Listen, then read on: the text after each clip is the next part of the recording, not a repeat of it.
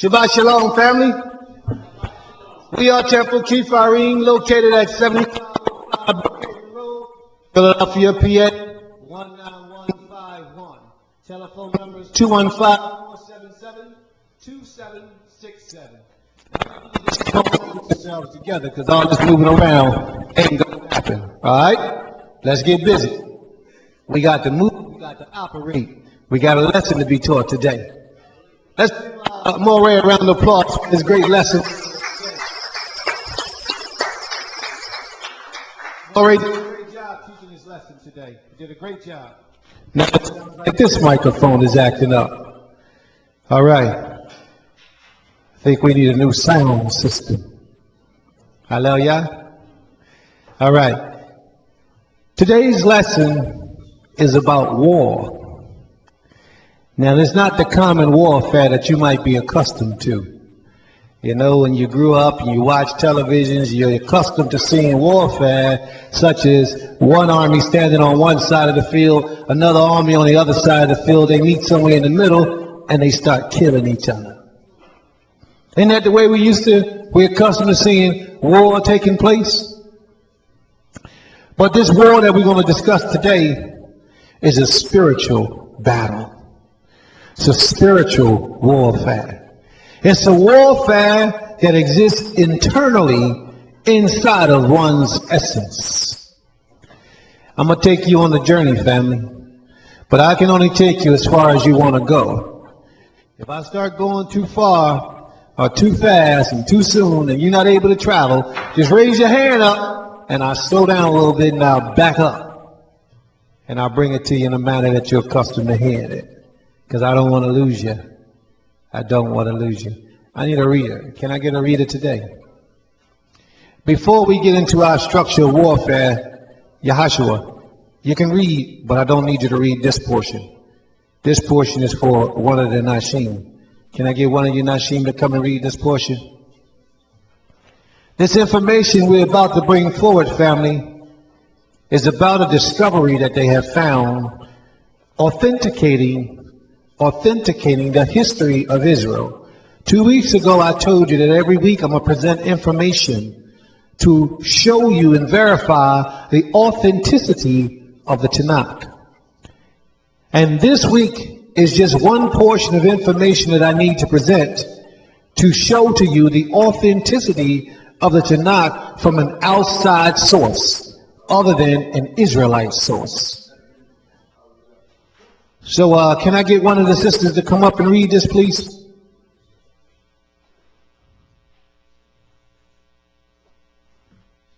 Forget it. I'll do it myself.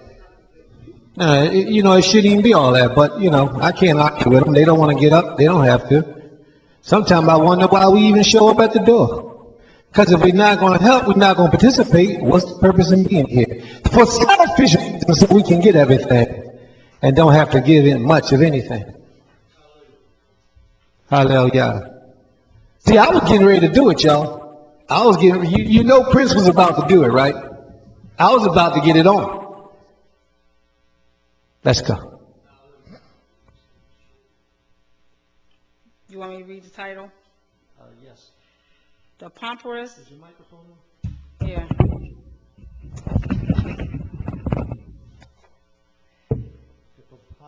The Papyrus. You want to say the title for me? Because Apur. Papyrus.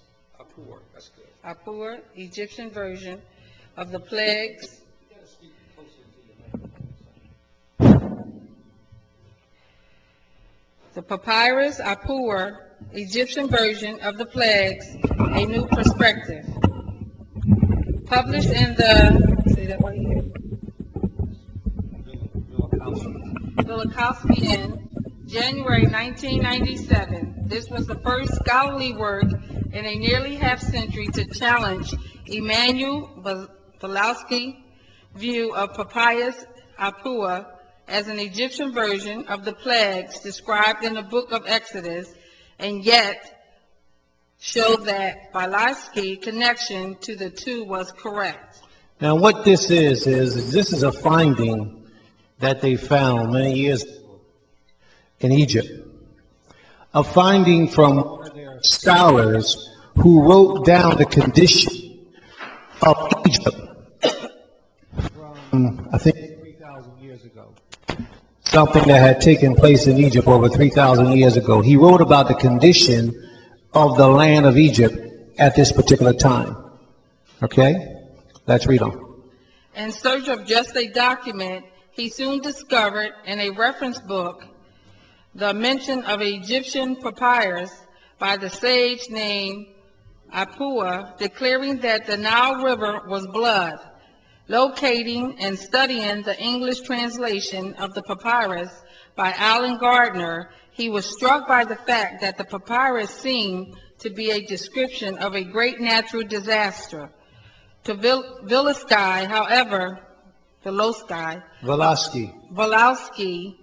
however, it appeared to be more than that. He believed he had found an Egyptian version of the plagues described by Moses in the Old Testament book of Exodus. He found an Egyptian version of the plagues found in the book of Exodus. Now, this guy was a scholar, but he was an Egyptian, a real Egyptian. Not Walewski. Walewski was a European who wrote a book on the papyrus of what he found, the Imputer papyrus. Okay? But in the Imputer papyrus, which is 3,000 years old, I think they have it dated back to 13 to 1500 BC. In this papyrus, the author of it, he wrote of the exact same things taking place in Egypt, and he was an Egyptian sage, like a priest. He wrote the exact same things that took place in Egypt that stands outside of the Tanakh. But then the Torah says the exact same things that we did to the Egyptians. Well, what the Creator did to the land of Egypt, like what Moray was speaking about today. So this is another archaeological evidence or archaeological proof proving the accuracy or the validity of the Tanakh. We're just going to let her read a little bit more. And anyone who wants to read this, just raise your hand and I'll hand it out so that you can read it. Read on, please. All the waters that were in the river were turned to blood. Moses had written, the river is blood. Now this is what's found on the Apua papyrus. All the waters in the river had turned to blood. Moses wrote that the water turned to blood. She's going to read another one. Apua concurred. Moses wrote that hell smote every herb of the field and brake every tree of the field. Apua laminated. Trees are destroyed and no fruit nor herbs were found. Apua just testified that the trees were destroyed and there were no fruit or herbs found. He talked about what happened after the plagues took place. Read on. Finally, Moses wrote that there were thick darkness in all the land of Egypt. As Apua subsequently put it, the land is not light. Finish? Yeah, please. Verses common to both sources told of Egypt searching frantically of water, the death or loss of fish and grain, massive destruction of trees and crop, plague upon the cattle, a great cry or groaning throughout the land, a consuming fire, darkness, and the escape of slaves.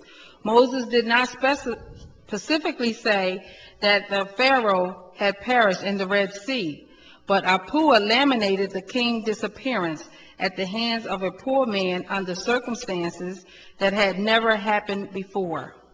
He says that his king disappeared at the hand of a poor man under circumstances that had never happened before. Now later on, authors will tell you that when the children of Israel left Egypt, and they left them in a destitute condition, that the Hyksos dynasty, Hyksos, that the Hyksos dynasty came in and took over and conquered Egypt at that time. And that they conquered Egypt without a fight. They conquered without a fight because the people were destitute. They were confused in their minds. At this time, Egypt was the greatest nation known on the earth. The greatest nation. So how can you go in and conquer the greatest nation except their army was destroyed? You follow what I'm saying? See, this all concurs with the teachings that is found in the Torah, in the book of Exodus, speaking about the exodus of the children of Israel out of the land of Egypt. But then you'll get a lot of people today that tell you there is no proof that the Bible ever existed. You get a lot of people today that tell you that there is no proof that Moshe ever existed, that the children of Israel was ever in captivity to any Egyptians ever in history. They will tell you that there is no proof, but there is proof. And the only thing you need to do is go out and research it so that you can gain this understanding, so that you can bring in this truth. Put this information in your arsenal so that when the time comes that you need to open up the minds of somebody, you'll be fully equipped with the necessary tools and devices to be effective at helping someone else to come out of darkness. See, we have lost a lot of people to Egyptology because our people was not strong enough and not educated enough to support the understanding of a Hebrew Israelite perspective. We wasn't strong enough to support that because we had not the knowledge. Well, here at Temple Kepharim, it is our job to fully equip you with every portion of knowledge that you will be equipped to go out and take on the challenges and the battles of this world, to represent the Most High, to represent the house of Israel, to stand in the sight of adversity, and to cause the world to know that the Most High is who He is and who He says He is. Hallelujah. All right, here we go. What I'd like to do is read to you a little bit about the lesson that we have prepared. Now, the lesson that I'm going to read to you makes a lot of references to different scriptures all over the place. So I would applaud you to get your pens, your paper, your notebook, your pads, your Tanakh, so that we can travel together.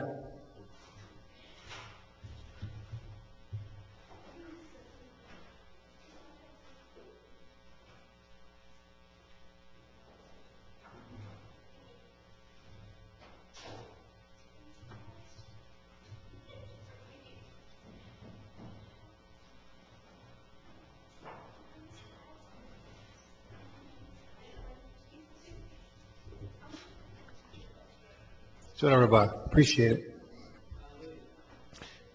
Sister asks me to put the paper on the web. You got to remember, if you turn it, they won't be able to see us. Sister asked me to put the paper on the website, and that's what I'll attempt to do tonight when I get home. I'll throw it on the website so that you can read this information. But I have tons of research proving the validity of the Tanakh. Matter of fact, the brother Meir Regab in the room today has just received some of that information by email just 2 days ago. It's tons of information. All you need to do is research it. All you need to do is go out there and get busy.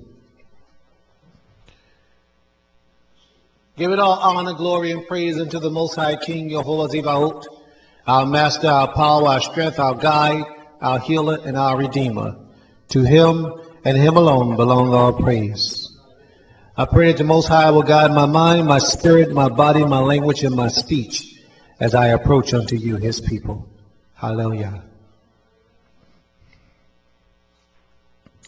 The mighty King of Israel, the holy prophets, and all those who stood up for righteousness within our nation was hated. All the prophets, all the mighty people were hated. They were envied and or disliked by the people. What did Jeremiah do? Jeremiah had to run out to the outskirts of the city and hide and flee because he feared that those who were in power would take his life. Is that right? What happened to Elijah, he hid out in the wilderness because he was afraid that those who were in power would take his life. And that the people would turn him over to that corrupt government so that they could do what? So that they can take his life. If you read the 2 Kings, the 1st chapter, you'll see there in the book where they understood and acknowledged that Elijah was a prophet and a servant of the Most High King. But yet at the same time, they tried to take his life. Why do we do this to those who come to us in the name of the Creator? See, it's because of this war that's taking place. We do it even still till today. We try to do everything that we can, although we know that the Most High may be walking with an individual. The Most High may be blessing an individual, uplifting an individual. We will do everything in our power, because it's not us. We will do everything in our power to try to take that individual individual out of the picture and off the scene. We'll make phone calls to try to get people on our side and try to turn them against the individuals. We'll go into the Power Talk and the IMs and write little nasty things about the individual to try to persuade you not to listen and not to walk and not to associate with the individual. If we got your phone number, we'll call you while you sleep, 2 o'clock in the morning, to wake you up and say, hey, did you tell you hear about Prince? Did you hear what Prince did? You hear what Mary Clark did? Oh, I'm telling you, 2, 3 o'clock in the morning just to talk about somebody else. Why can't we take that time to uplift somebody else? Why is it that everything that we do, we have to work in the opposite order? Do you know why, Israel? It is because we are attracted to negativity. Just last night in the Power Talk room we was discussing, and one of the other rooms was discussing about women with pants on. The room was packed. The room was packed because people was fighting, people was arguing, people cussing at each other, people going back and forward with each other over what my opinion is about women wearing pants. Our people are drawn toward negativity.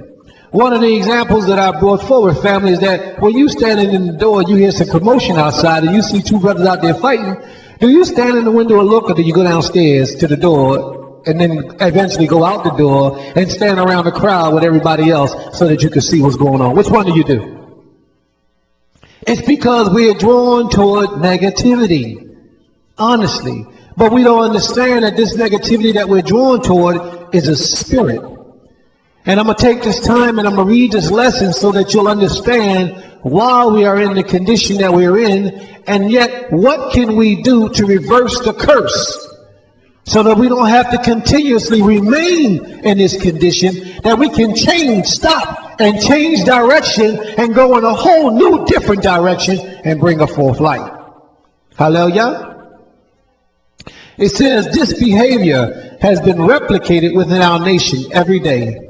There's a war going on behind the consciousness of the participants. Many people are involved in the war, but very few know what's at stake, or even what a war is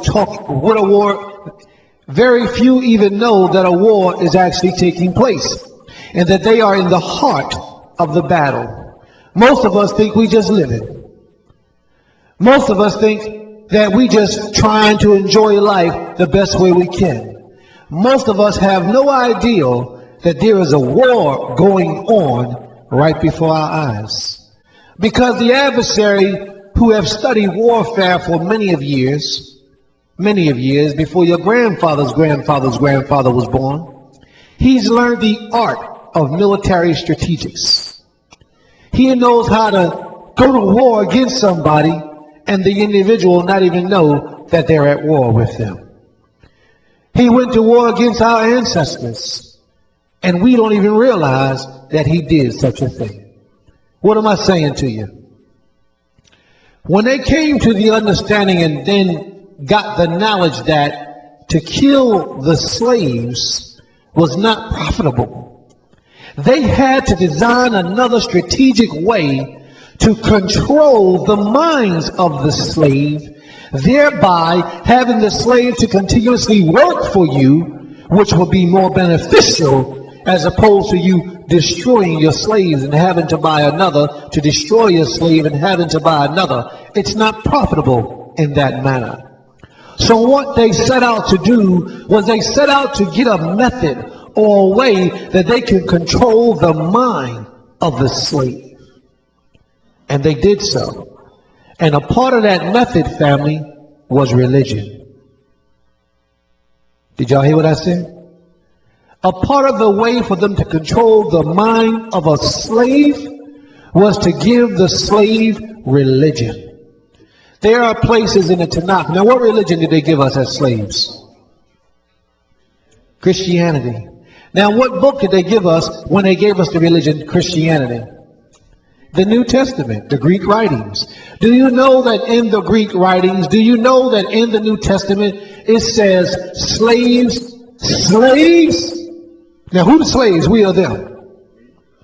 It says, slaves, be obedient to your master. It says, slaves, be obedient to your master. That's what it says. Now, what is the purpose of that? You understand? That's exactly what it is, to make us better tools in their service. But here it is, we're so busy trying to amalgamate the part of what it is that the European structure has established. We're so busy trying to be a part and fall in with what they have set up that we do be obedient to these laws that they have given and put in place for us to follow. Watch what happens in a classroom full of children. A child that does all his work is considered to be a bookworm or the ideal student. He is ridiculed by other children because of his efforts to be his best. He also is considered not cool and is antagonized by others. This is learned behavior and accepted as expected behavior. When we see a child in school that's willing to learn and educate himself, the other children will make fun of him, tease him, and pick on him. And when the child complains, we as the adults or the supervisors, we think that it's something that we should just accept as a normal thing. It is because our minds, the roles in our minds, have been reversed from that which is right to doing that which is not right. And we are more attracted toward the negative as opposed to the positive.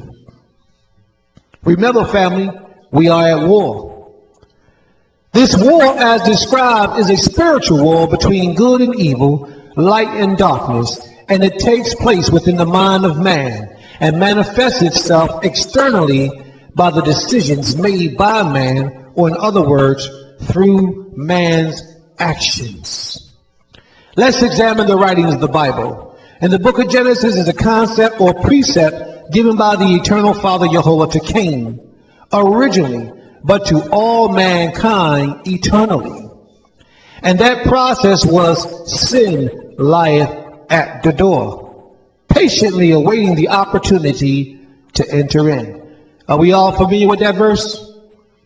The Most High tells Cain, I believe it's in the 4th chapter of Genesis, he says, sin lieth at the door, but you can rule over him. Isn't that what we're accustomed to hearing? Let's see what the scripture actually says. In Genesis 6, and Jehovah said to Cain, why are you annoyed, and why has your countenance fallen? Surely if you improve yourself, you will be forgiven. But if you do not improve yourself, sin rests at the door. Now this is a different translation. Terry, do me a favor. Sit over there, please. This is a different translation other than the King James Version that you are so accustomed to reading. But this translation that I'm giving you is more accurately and more profound, and one that we should really pay attention to. This is what Jehovah said to Cain. He says, why are you annoyed? In the King James Version it says, why have your countenance fallen? Why are you annoyed? And why has your countenance fallen? Surely, now think about it, family. Surely, if you improve yourself, you will be forgiven. But if you do not improve yourself, sin rests at the door. Our lifelong struggle to serve the Creator is all about what? It's all about improving one's self from the inside out. When you come into the knowledge of the Most High King, do you change your diet? Do your diet get better, or does it get worse? When you come into the knowledge of the Most High, do you begin to watch your sexual relations that you have promiscuously? So does your sexual relations get better, or does it get worse? It's supposed to get better. It's supposed to get better. You understand? When you come into the knowledge of the Creator, do your mind toward others get better, or does it get worse? Again, it's supposed to get better. The words you say towards others, the way you conduct yourself towards others, these things are supposed to improve. And then you will be accepted. But what has happened over the years, family, we already know what has taken place in so many times. We just can't control our mouths. We can't control our minds. We can't control our sexual urges. We can't control our desires to eat certain foods. Therefore, we have knowledge of the Most High, but because another spirit governs us and not the Most High Spirit, we allow that other spirit to reign supreme in our lives. Thereby, we have the knowledge of the Most High in the back lobes of our brain, which causes us to show up on the Shabbat day at the house of worship and say shalom, shalom to everybody that we see. Do you see the danger in this, family? The Most High says that we worship Him with our mouths, but our hearts or our minds is far from Him.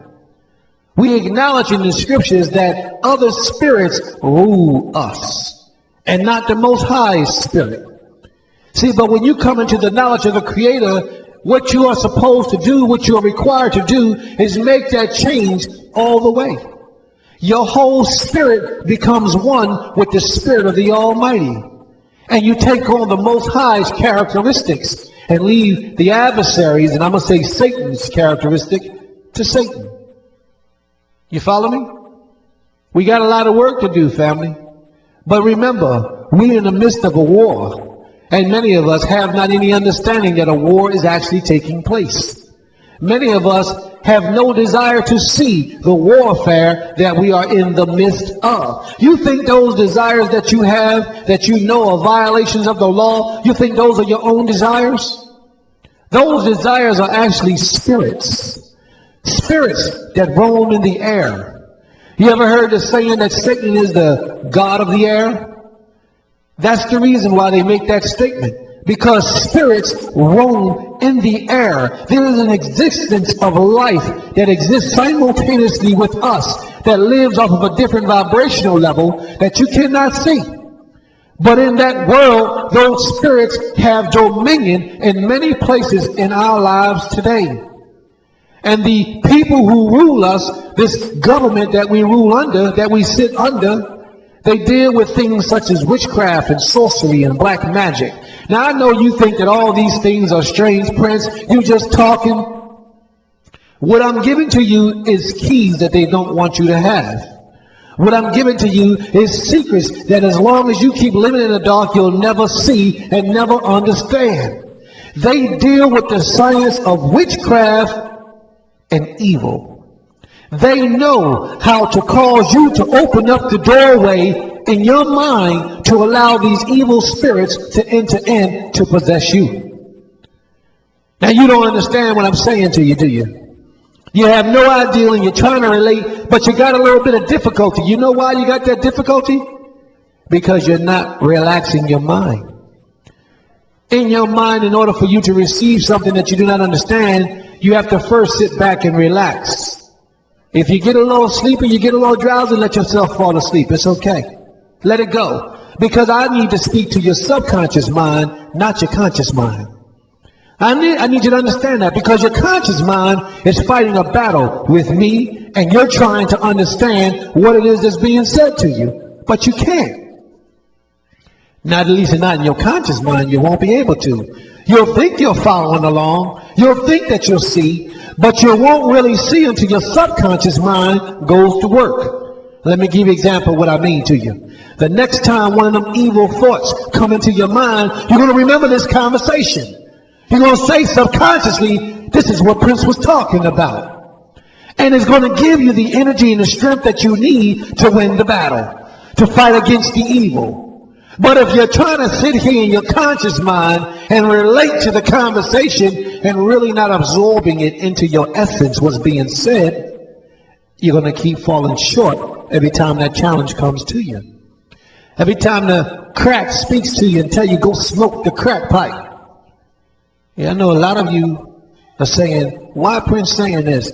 It's because a lot of us are addicted to crack. But we don't know. We don't think this is real. It's the truth. The next time the cigarettes speak to you and the cigarettes say, come here, you're going to remember this lesson. The next time that young lady walks by or that young man walks by and the spirit of that individual attaches to your spirit and you look and can't control yourself, you're going to remember this lesson.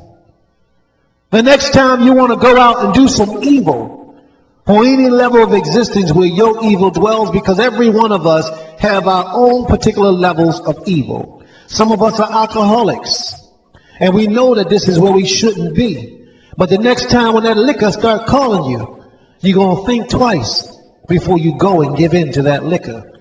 I pray that the Most High will allow this lesson to equip you with the spirit that you need to fight off that evil or your shortcomings, on whatever level your shortcomings are. That you will do what? That you will improve yourself and become a better servant to the Creator, a better servant to your brothers and sisters, a better husband to your wife, a better wife to your husband, a better father to your children, and better children to your parents. If you don't receive this message, you won't receive the understanding that's being brought forward to you. But if you allow your mind to sit back and relax and allow me to speak to your subconscious mind, you'll walk out of here with energy like you've never known. Believe me what I'm saying to you, family. And you in the audience, in the Power Talk room, listen closely and meditate on every word that you hear across this podium today. Even if it appears to bore you, listen.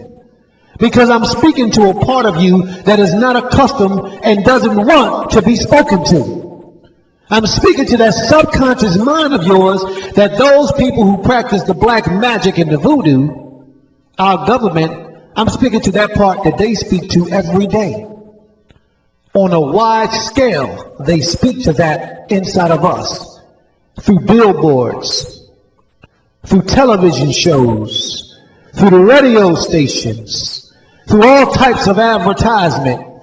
Even when you're talking on your phone, there are messages being played subliminally inside of your mind to cause you to do evil. And you guys are saying, Prince, what you talking about? They don't want you to know what I'm talking about. But I'm sharing this information with you, and this information is truth. You're listening to music today, and this song that you just love, you're listening to the lyrics of the song, not knowing that you're listening to an underlining message that's being played to your subconscious mind. How do you think this government got so strong? It's because they study the arts that we're not accustomed to. They know what's needed and necessary. But let me go on with my lesson so that I can possibly open up some of your minds and free you from the houses and the penitentiaries that we have been in for so long. Now ask yourself, just who is this sin character? Who is this sin character? And what was the door that this sin character was resting at? The sin character is and was a spiritual presence named Kata. And anybody who knows Kata, Kata is the word for sin in Hebrew. And what I'm trying to say to you is that when the Most High had introduced and said that sin lieth at the door, the Most High was actually telling us that a real spiritual being named Kata was resting at the frontal lobe of our minds to enter in, to cause us to do evil. This is why he was created. He was made for this purpose. His name is Kata. The word is sin in English. You read the scripture and you always think that sin is something that you do. No, sin is something that you let in. Sin is an actual being. It's a spiritual presence. It's an evil that comes upon you, usually in your mind first. And then it manifests itself through your actions. His name is Kata. Kata, which in the original language means sin, transgression, or guilt. This presence originated from thought, negative thought, thoughts on evil. When the original thought of evil entered into the world, it was in the Garden of Eden. Now, who did the original thought or the original Kata, who did he enter into originally? He entered into Haba. Now I need you to understand this, family, because we get ready to travel somewhere in the book of Genesis that I know nobody has taken you. Watch this. Adam and Haba were actually Haba was actually speaking with what they call the serpent. Okay? Now had she heard what the serpent said and resisted, our whole life, our whole world, and everything about us would be totally different. But what she did was, now sisters, I'm not blaming the original sin on you, because it wasn't you, it would have been one of us. It's just that he chose that method first. Okay? That was the doorway that he chose first. But the doorway was only being knocked on. She didn't have to answer. Listen, watch me as I travel.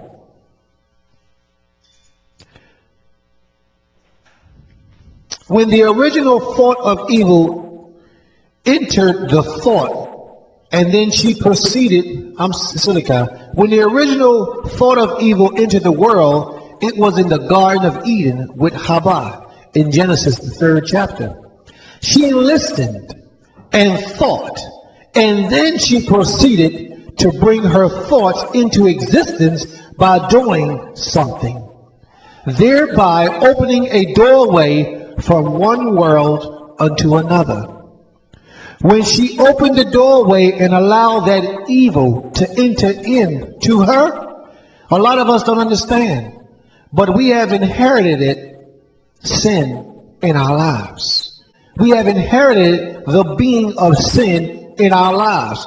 That's why the scriptures state that no man is perfect. We are born in sin and shaped in iniquity. You ever heard that? Now let's take a new twist in it. We are born in sin. The word in is bit, and bit also means with. So if we look at the scriptures for what it really says, we are born with sin. Sin entered in through our essence with our mother, Haba. Now what happens to a child if you're breastfeeding a child and you're smoking crack? Does the child get affected through the crack? If you're smoking marijuana and you're pregnant with a child, does the child you think the baby inside the stomach getting high? Do you think it's a possibility? Everything that the mother, see, the adversary knew what he was doing. That's why he skillfully approached Haba. Everything that the mother does while she's carrying or proceeding to bring forward life, it affects that child one way or another. And in Hebrew, again, you're born in sin and shaped in iniquity. You're born with sin, which is this entity that is born within you. And that's why in mankind and life is an everlasting struggle to improve one's self. This is the reason why our lives are the way that they are, because our struggle is to improve ourselves, because sin lieth at the door. But you can rule over him if you don't allow him in. But part of the problem, family, as we know, is many of us allow that entity to rule over us. Many of us don't take on the challenge of trying to fight and resist against the evil inclinations that come into our thoughts. You can rule over sin simply by improving yourself. The way that you lay dormant means that you are dead, means that you have died. Only dead things does not grow. Only dead things does not change for the better. But we who are supposed to be living beings, who are supposed to be humans, who are supposed to be servants of the Creator, it is our job to steadily improve ourselves in our character, in our nature, in our minds, and in our essence. Let's read on and let's see where we're trying to go. Adam ate also, and the result was that they allowed the spirit of sin to gain access to the mind of man through their actions. Neither the sin nor the door was physical, but both could manifest themselves through the will of man. Take special notice in where the desire of sin is. It is stated that its desire is toward you. This means that the desire to do evil is forever in the minds of man. But it doesn't have to be manifested in this realm of existence. The Creator destroyed the first creation because man's mind was on evil constantly.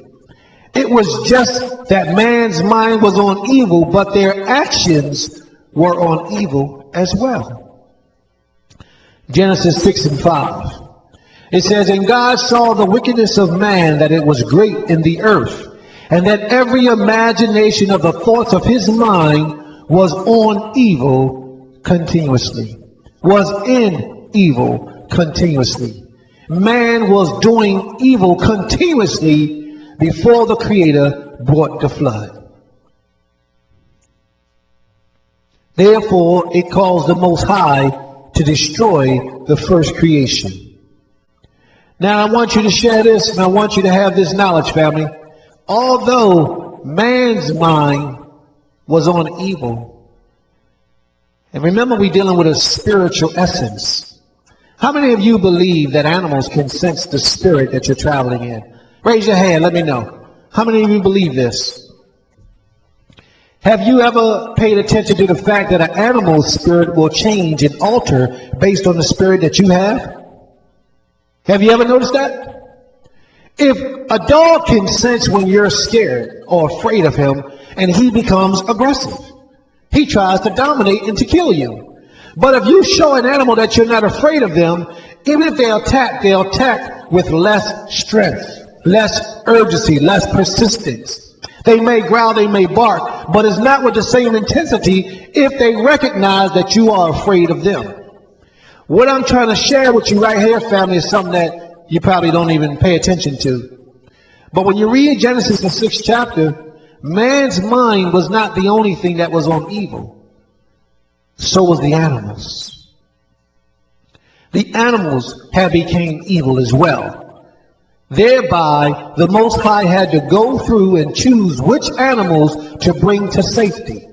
And he destroyed the rest of them. For it would be unjust for the Most High to destroy all the animals if the animals didn't do anything.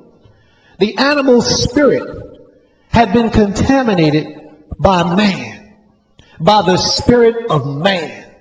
See, when the Most High puts you as supreme over the house to rule your household. Now you watch this, family. Let's take this journey real quick.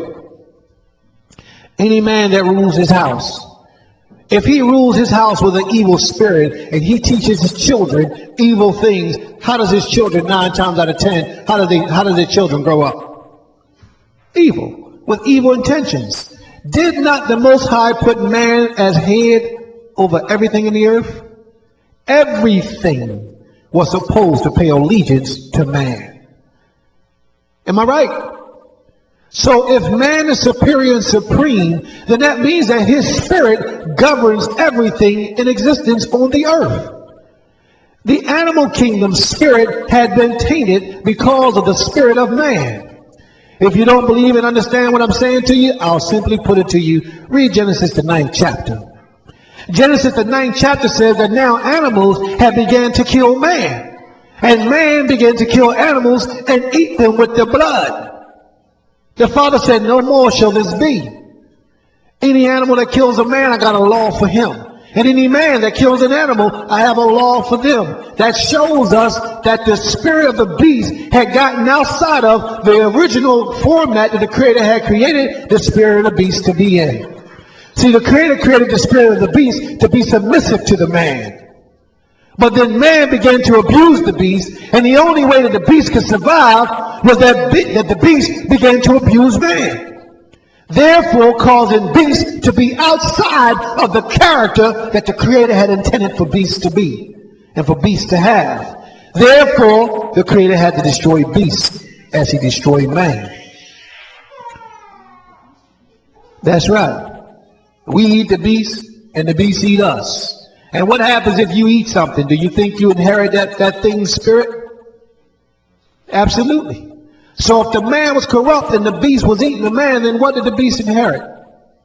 And if the beast was corrupted and man ate the beast, then what was the man inheriting? We both had gotten off of the track that we was originally created to be. Man was created to be vegan.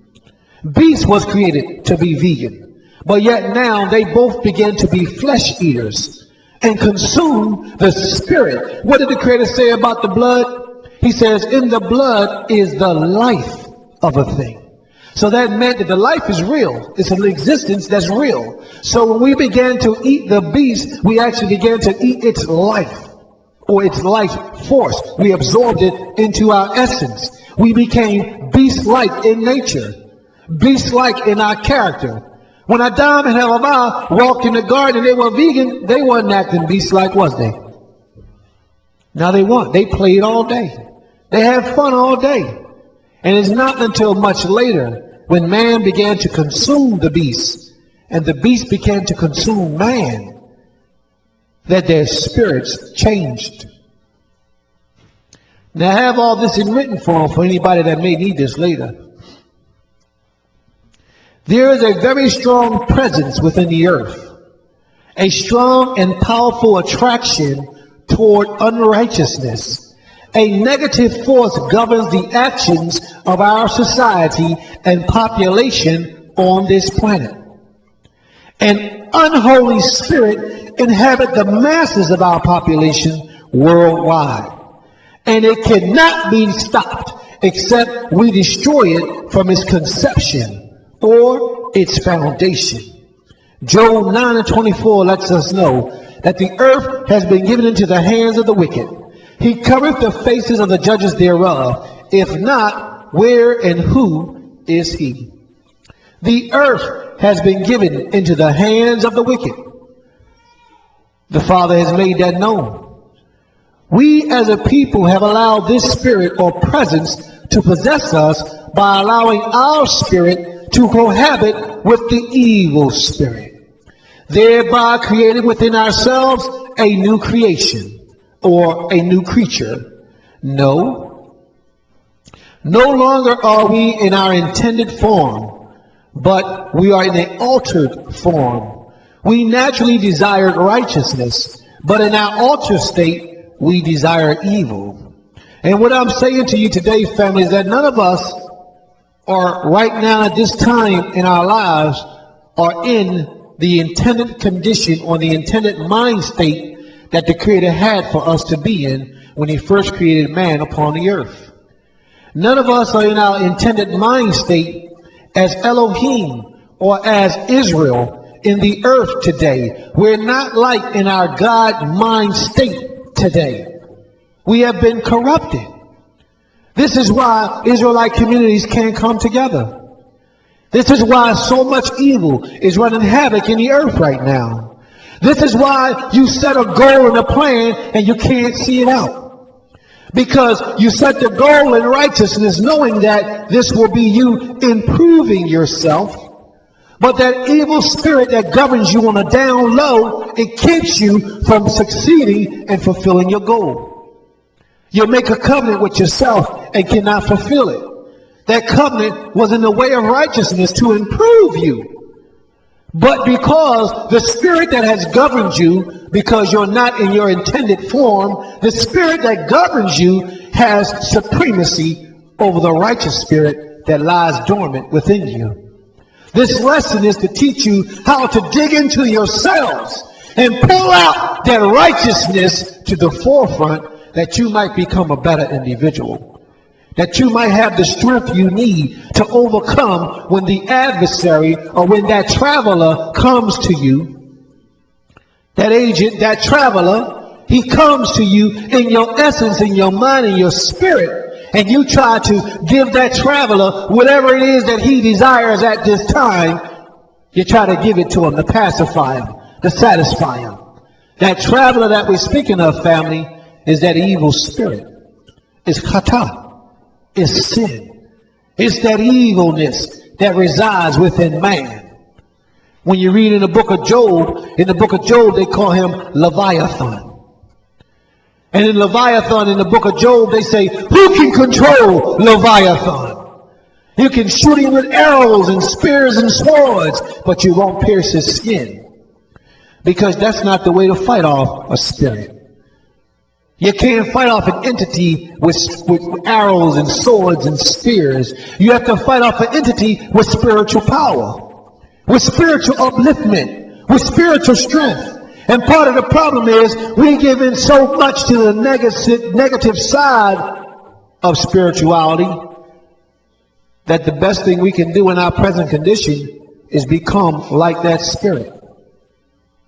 And what I'm trying to share with you today, family, is that we have to learn to separate ourselves from becoming like that spirit and find the essence of the Most High that lives within us and allow that spirit to once again become more dominant in our lives, that we might become one with Him. The keys to returning is found in the scriptures. Zacchaeus spoke a little bit about it today in Job 1:1. In Psalms 1:1, where he says that this man shall be like a tree planted by a garden, the man who meditates on the laws of the Creator daily. See, meditation is a portion of building up your spiritual strength. You hear a lot of them Christians talk about the armor of the Lord. That's what they're talking about. They're talking about building up your spiritual strength to take on the challenges that the spirit realms brings. Most of us don't deal with battling in the spirit realm. That's why we're unsuccessful at uniting Israel today. The only spirit realm that we endure in is the negative side. But in the righteous side, we have no knowledge of it.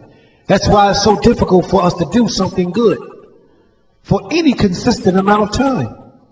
Look at your relationship with your husband and your wives. Even in your household, or those who call your friends that are really struggling to do righteousness. How long does the good times last? Not for long. But you allow the negative times to last way longer than the good times. Whenever you got controversy, the controversy is done with such an intense spirit. You cuss each other out to the top of your lungs, but you tell each other you love them real soft and quiet. And, I love you. I love you. Oh, you motherfucker, I can't stand you. You see that aggression? You see that spirituality behind it? But then when you want to express some love, I love you, baby. I love you, boo. We do it real low and soft, and it doesn't require much spirituality. You know, it doesn't take much energy or much strength to show your love. What you do is you give in to the negative side of life. Somebody's going to hear what I'm trying to teach today. And somebody's going to change their life today. Somebody's going to be motivated toward bettering themselves toward righteousness and truth before we leave here today. Hallelujah. But like pain, if this spirit is present for a long time in our flesh, it becomes normal, and then it appears to go away. If sin becomes a part of your life for any consistent amount of time, you become accustomed to the sin, and now all of a sudden it's not a big thing no more. But the very first time that you've committed this act, you had a decision to make, whether to do or not to do. But after you have been continuously doing this evil for so long, let me give you a scenario. And I'm going to hit something that was just talked about just the other day. This woman, and my wife said, you always talking about relationships. That's all I know is relationships. That's all I know. And if you read the Tanakh ain't nothing but about a big relationship. It's about a love affair between Israel and the Creator. This woman committed adultery on her husband. He found in her text messages where she had done something that was evil with another individual. And the individual wasn't even a man. Now, the very first time that this young woman did what she did, I guarantee you she thought about it before she did it. But the more she allowed herself to participate in the act, the more evil spirits The Most High says 7 times, 70 times, the more evil spirits will come upon you in the book of Deuteronomy. 7 times, 70 times, you will open up your essence, that doorway. You will open up that doorway for more negative evil spirits to enter into you. Can you understand what it is that I'm trying to say right now, family? How difficult it is for us to return back to righteousness. Because we have allowed, now how many times did you do evil acts? Over and over and over and over again. Multiply that by 7 times, 70 times for each one of those acts that you have done. And you'll see why it's so important that you meditate on the laws of Yah day and night without cease. Because we are behind the 8 ball so far that it's very difficult for us to find our ways out of the triple stages of darkness. Very difficult. And many of us think that it's just as simple as me deciding to do it, and it's not. Because you can do it, but only for a short period of time. Because once that other spirit gains control over you again, poof, there it is. He has supremacy again. And he will find his way over you. It's best that when the traveler comes to you, that you slam the door in his face and tell him to go to somebody else's house. You understand? Because when the traveler comes, he comes a knocking in a way that you think will bring you pleasure. The traveler knows the things that you desire secretly in your inward parts. He knows the things that you really want to do. He knows how you really want to be. And he gonna come a knocking. But when the traveler comes a knocking, it's up to you to say, traveler, you're not getting up in here. The Most High says to us that we can rule over Kata, the traveler. We can rule over him. We have that ability. But today, because we have been programmed so deep with the witchcraft and allowed the witchcraft to have supremacy over us, we have to now do the opposite of the witchcraft and move in the direction of righteousness and worship this King. Meditate on his laws daily and steadily improve ourselves that we might bring death to Kata. Next time that traveler come, pull out your shotgun and shoot him in the head. That's what I say to you. Knock him out. What I say to the family is that the next time when the traveler comes and you recognize that it's the traveler coming, because oftentimes he don't let you know that he's coming. He just appears at your door. So if he comes to your door, peep through the peephole. That's what you got him for. Peep through the peephole. And if you see him, this is what you do. Do the opposite of what he's trying to get you to do. If he wants you to sneak out of the house at 2 o'clock in the morning because your husband's asleep, then stay in the bed with your husband at 2 o'clock in the morning. If he wants you to call a little boy or a little girl on the phone and you know that you shouldn't be calling little boys and little girls on the phone because your parents don't want you to, then do the opposite of what Kata, the traveler, is trying to get you to do. Do the opposite. Family, I'm trying to teach you on a level where you are. And wherever your understanding is, only you know what your shortcomings are. Only you know and are able to recognize when Kata comes to you. Only you are able to see that. Only you are able to receive and fight against him when he comes. No one can do it for you. It has to be a decision that you make in your mind to fight in this battle. Let's finish traveling. Kata is like pain. If it is present for a long time in the flesh, it becomes normal and then it appears to go away. Not that you were cured from the pain, or even that it wasn't causing the pain. Even that thing that was causing the pain, it has not ceased. But you eventually absorb it into your consciousness and it becomes a part of you. That's how sin is.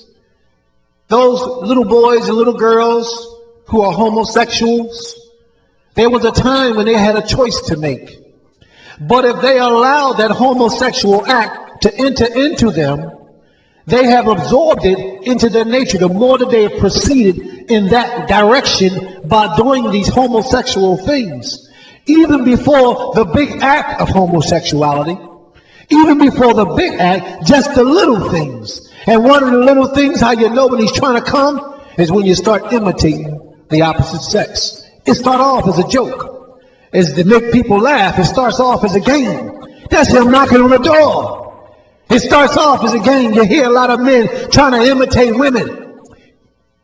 It's because Kata is knocking at the door. The traveler is at that door. That's how it starts off, and then eventually it goes into another direction. And the more you do it, it becomes a part of you. And then when it comes time for you to go all the way, you got so many negative spirits piled up inside of you that's pushing you in that direction, you think that it's natural. You start to think that it's okay. The first time you smoked crack, it wasn't by accident. The first time you smoked a cigarette, it wasn't by accident. You didn't trip and fall on the ground and a cigarette hit you in the mouth, came up fully lit. It wasn't an accident. It was a spiritual essence that approached you. And it didn't always approach you saying, let's smoke weed. Let's smoke a cigarette.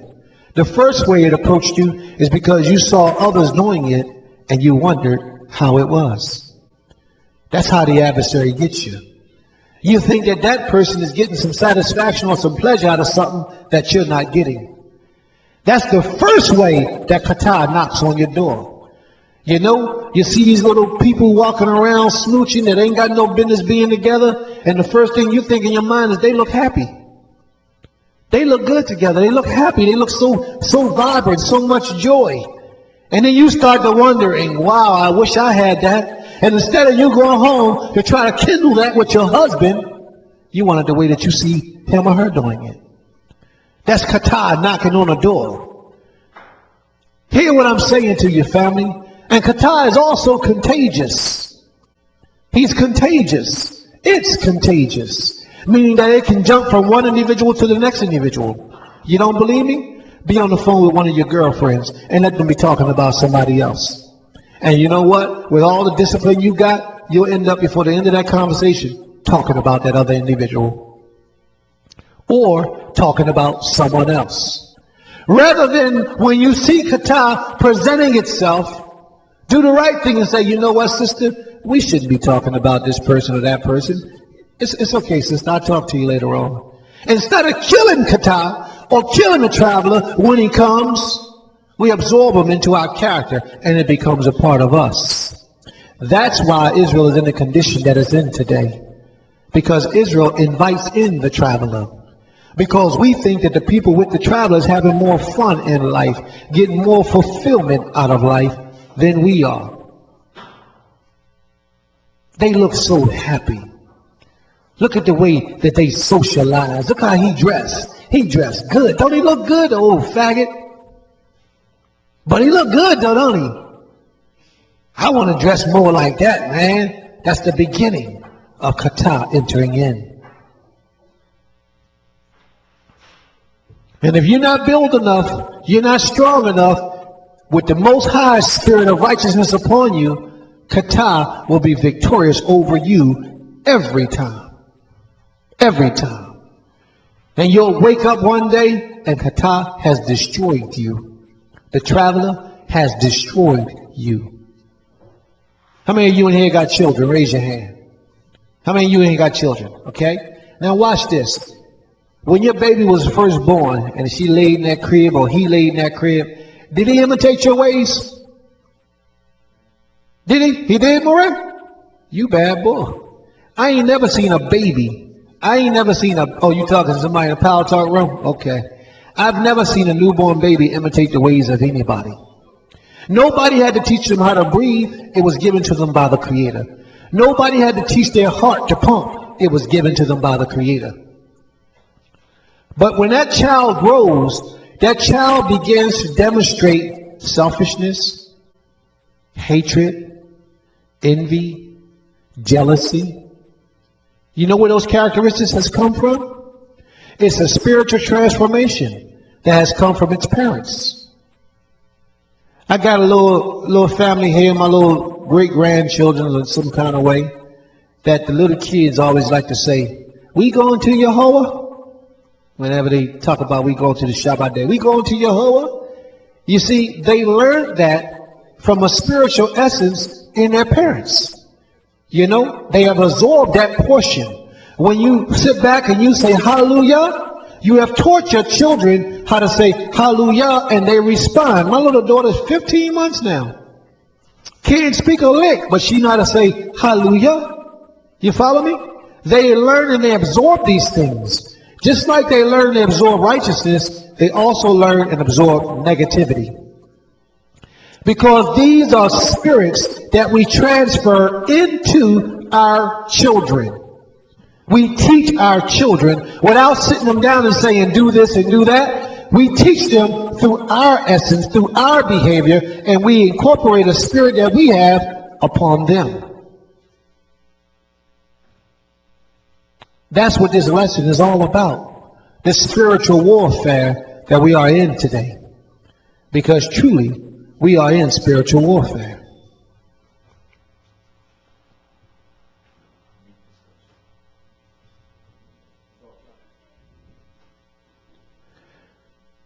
So is the process of sin. We began to hate and despise righteousness subconsciously because of our evil desires and actions. We begin to despise and hate righteousness subconsciously. What I mean by that, today is the Shabbat day. We live in a world that this day is the busiest day of the week. Now, if you're a female and you like to shop, this day you can't spend no money. And it hurts. So if you allow the adversary to enter in, you know what the adversary will do? He will allow your desire to spend money on the Shabbat day to build up inside of you. And you know what you'll do? You'll leave here and say, well, that's Prince's interpretation of the thing. I'm going to go spend my money. Prince said that. Who is Prince? He ain't nobody. He don't know nothing. And you'll go out because of kata entering into your frontal lobe, knocking on your door, and you'll go out and start spending money, violating the Shabbat day. Prince said we can't cut our hair. He ain't nobody. We cutting our hair. You come to the temple with a bald head. It's not Prince who's given this. It's the Spirit of the Most High that resides in Prince that's bringing forward the lesson. Does Prince sin? Yes, he does. Does Prince make mistakes? Yes, he does. Is Prince perfect? No, he's not. Far from it. But you're not looking to me. You're listening to the message.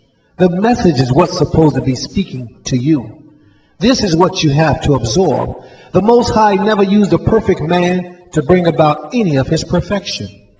He's always used imperfect people to bring about his message. Every time. So if you're looking at the man, you'll never receive the message. Hallelujah.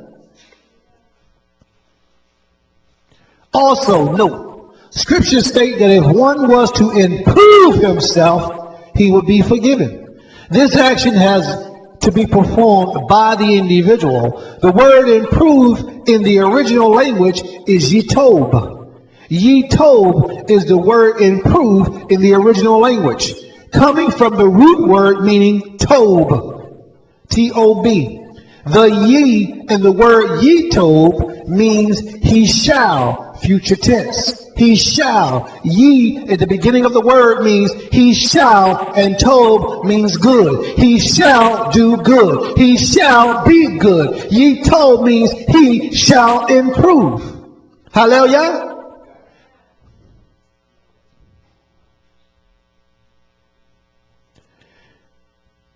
The word improve in the original language is yitob, coming from the root word meaning good, or told. The ye in the word means he shall, thereby meaning in one, if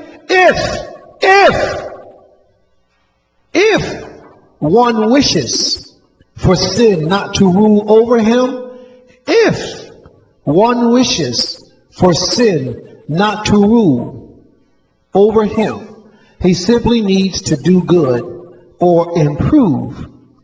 Or if not, sin will rule him and in his mind first and then through his actions, thereby altering his original spirit from the spirit of light unto a spirit of evil.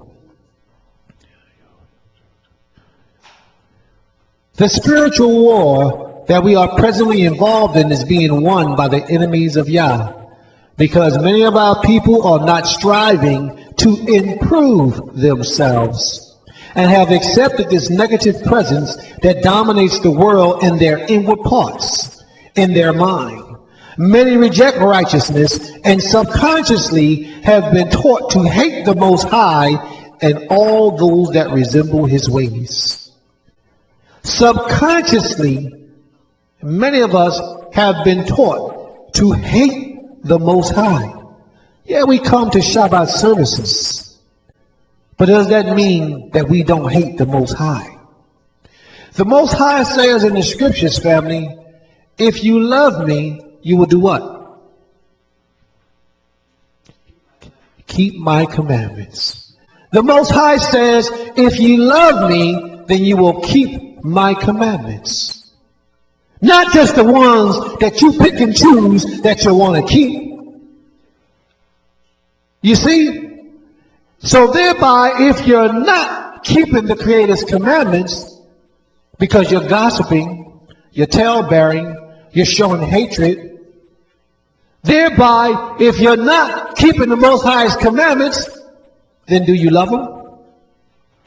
If the Most High said, if you love me, then keep my commandments. How do we demonstrate to the Most High we love him? By keeping his commandments. So if we do not keep his commandments, then do we love the Most High? We don't. Absolutely not.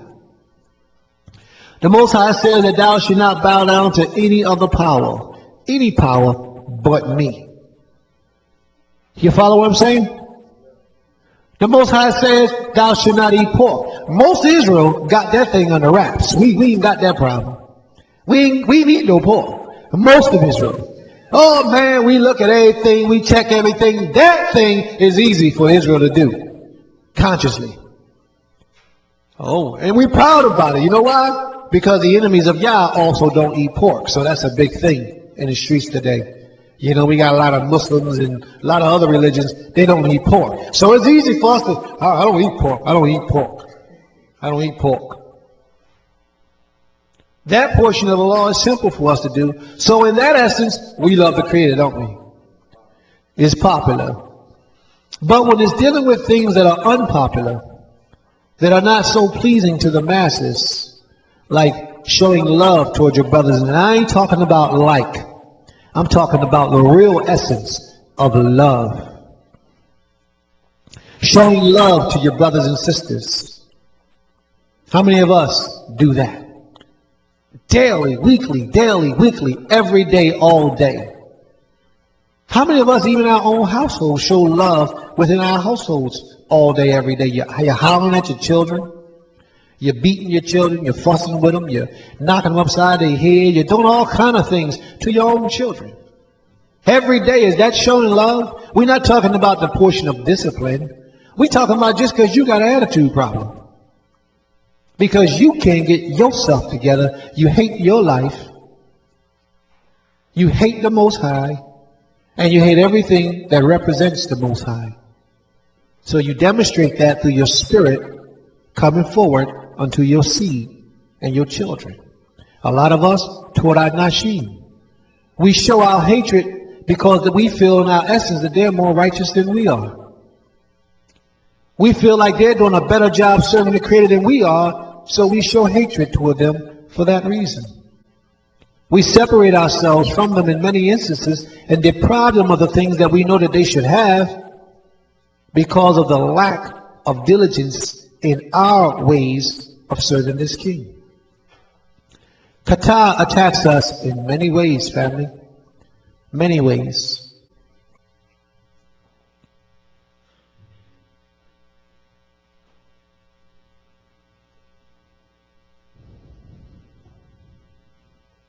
The spiritual war that was presently involved in is being won by the enemies of Yah, because many of our people are not striving to improve and have accepted this negative presence that dominates the world in our inward parts, in the minds. Many reject righteousness and subconsciously have been taught to hate the Most High and all those that resemble his ways, and we allow ourselves to be used by the negative forces to bring more evil forces into divine order. Often the people of the altered state will kill the holy men of old because the spirit were not agreeing, thereby interrupting the divine works of the Most High. What I mean by that? What I mean by that is this. People that the Most High have called to do a job in the service in the ancient days, such as the prophets, the Most High said that Israel are the ones who killed the prophets. The prophets were sent to the people. The people did evil in the sight of the Creator. So he put his spirit upon a man or woman and sent that man or woman to prophesy to the people. But because the spirit of the people were greater in evil and negativity, and they did not want to yatob, they didn't want to improve themselves, they would kill the messengers of the Creator. They would put them to death. Watch what happens with Moses. Moses was envied by the people, but he was the more righteous of the two. They could not understand why they hated him.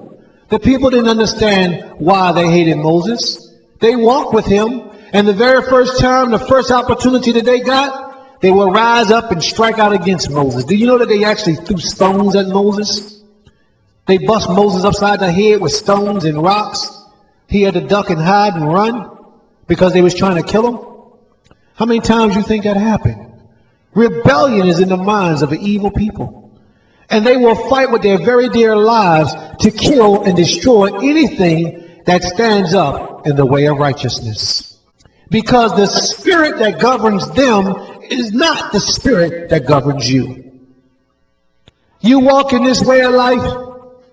Excuse me. Have her sit up, please. You walk in this way of life and you come into this knowledge, and you still have family members that are not in this way of life. And you reach out to them and you try to explain to them the things that you understand, that you've been taught, and how your eyes have been opened. But the spirit that governs them is not the spirit that governs you. So how do they receive you? Someone may tell you never to come back. Someone may put you out, try to hurt and harm you, talk bad about you, disown you. Because you don't worship their God anymore. Because you have separated yourself from falsity and from evil. They have decided to separate themselves from you. Now, I could never understand that, because look, listen to this. Most of our people are into Christianity. Now, watch this. I could never understand why they would get angry with you because you worship who Jesus is supposed to worship. You understand what I'm saying to you? It didn't make sense to me. I could see if you became somebody other than what their deity is supposed to worship. But you bypassed him and went straight to the source. And they get mad at you, angry at you because you didn't give him the glory. But if they're true about what they say they're about, they should thank you and acknowledge and give praises unto you and help you to do better at what you're doing. Because you're doing what they God did. They God was supposed to give praises to the Father, supposedly. So if that's true and you're going straight to the Father, they shouldn't separate themselves and show hatred and envy towards you. But they do. I can see if you came home one day and said, I'm going to worship a rock or a tree. See, Mom, we've been wrong for all these years. We got to worship trees. Then I could understand them becoming angry. But I would guarantee you, family, and I would almost put his life on it. That if you went home to your family and told them you got a newfound religion and now you worship a rock, the worst thing your family would do is laugh at you. They won't hate you. They won't separate from you. They won't despise you. But the moment that you say this religion that we've been living is false, and from now on I worship the creator of heaven and earth, and Jehovah is his name, they will despise you. They will almost put you out and disown you.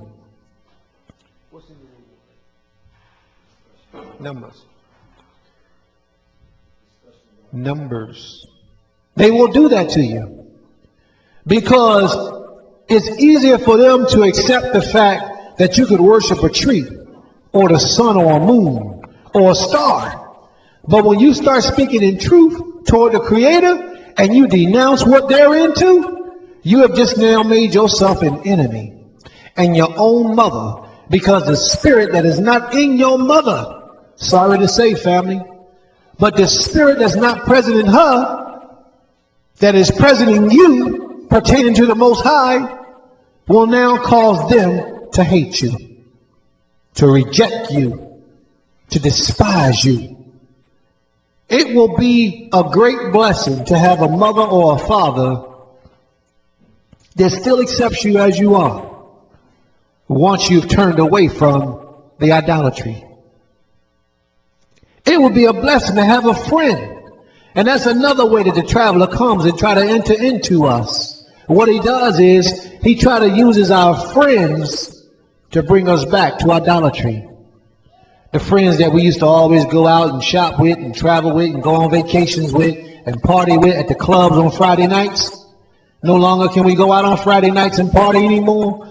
But we got to keep the laws of the Most High, and on Friday night, we have to be in the house at least an hour prior to the sun going down so we can bathe and get ready for the next day. That friend is going to be at your phone almost every day for a long time until you finally prove to him that you're on Jehovah's side. That friend is going to constantly try to get you to turn away from the Creator. And for those of us who have very little friends, I know quite a few people who had like 5 good buddies who no longer walk this way anymore. They're fully aware of the Most High, but because of their desires to please their friends and be like their friends, they have given up this walk toward the Creator. And the Creator deals with them in strange ways. But every time the Most High brings another calamity upon them, another disgraceful thing, it absorbs into their nature, and they just accept it and say, oh, this is a part of life. That's not.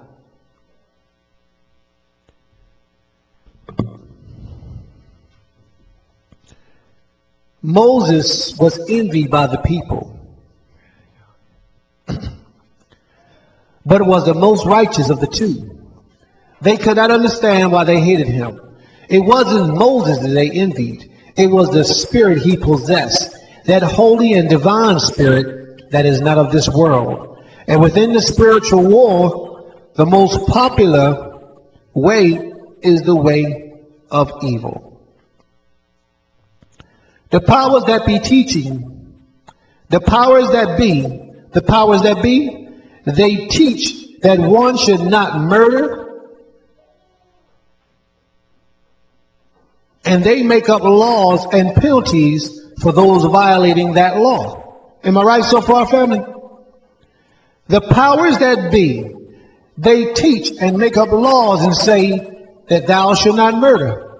There's a penalty if you commit murder in the United States of America. Is that right?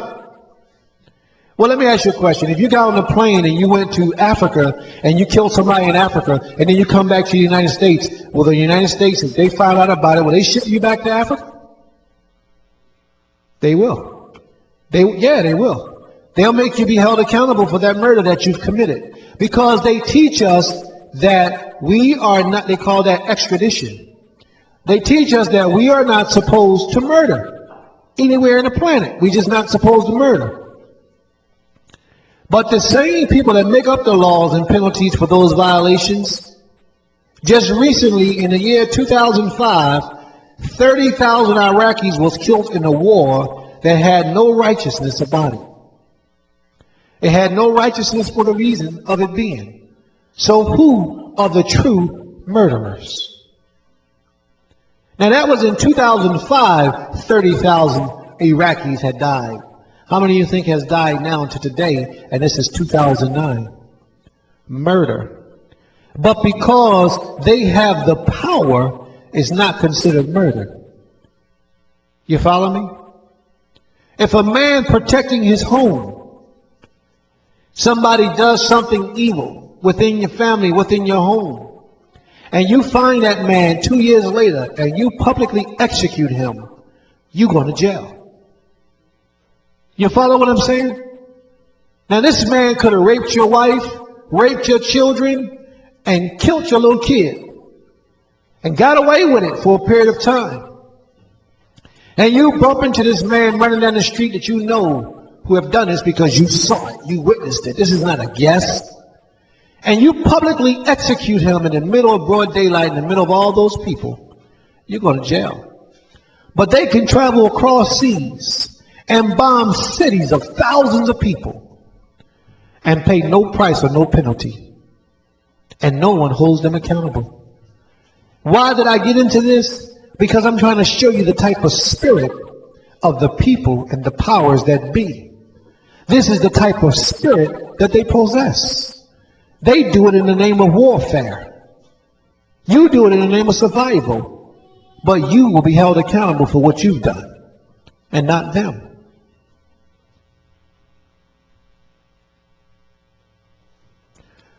Only by the hand of Yahweh himself will punishment with righteous judgment be delivered unto the unjust.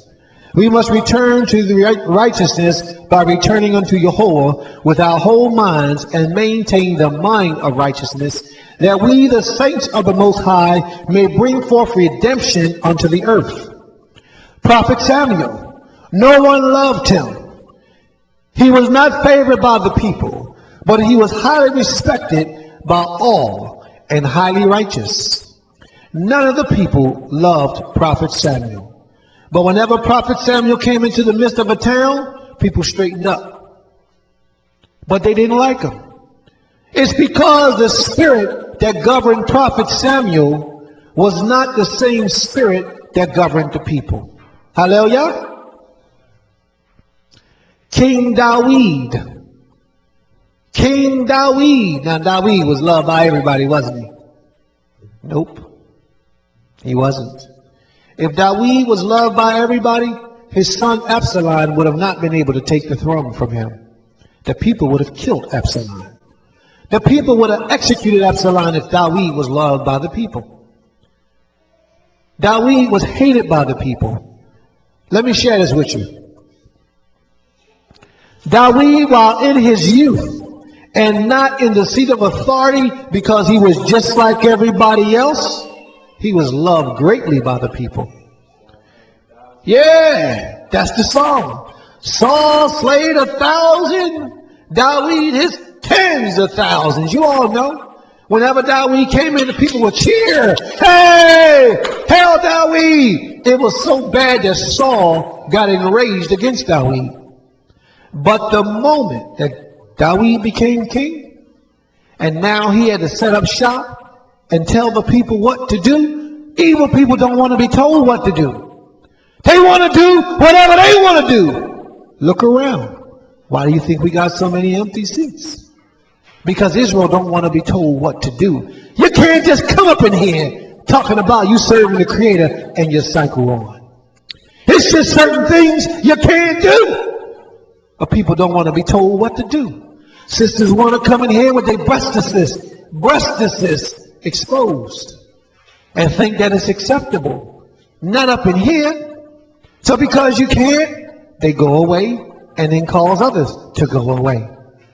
That's what it is that I'm trying to express to us about allowing the adversary into our innermost parts. Dawid, while in his youth and not in the seat of authority, was greatly loved by the people. But the moment he became king, all things changed. Yisrael is like a wounded dog. All that come to help are bitten. The dog could not recognize the salvation that was in his midst because his mind had been altered because of the pain from the wounds that he received. And because he couldn't recognize that you as a person was coming to actually bring him salvation, he bit you. That's how Israel are today. When a lot of the great men of the Most High has risen up in places of righteousness and truth, because we as Israel possess a spirit that is not of the Most High. The spirit that is of the Most High, we allow it to lay dormant inside of us. But that spirit that is of the adversary, that we arise to come to the surface 6 days a week, and then try to suppress it on the Shabbat day, that spirit is the spirit that governs us majority of the time. So whenever a righteous individual, man or woman, comes in our midst, we despise them. We hate them. We want to run from them. We don't want them governing over us. I would almost guarantee you, family, and my hand be to the Creator, in most of our Israelite communities where there are large gatherings, it's because the leadership is not really putting the people in check. The leadership is not really allowing the people to be governed in righteousness according to the Torah.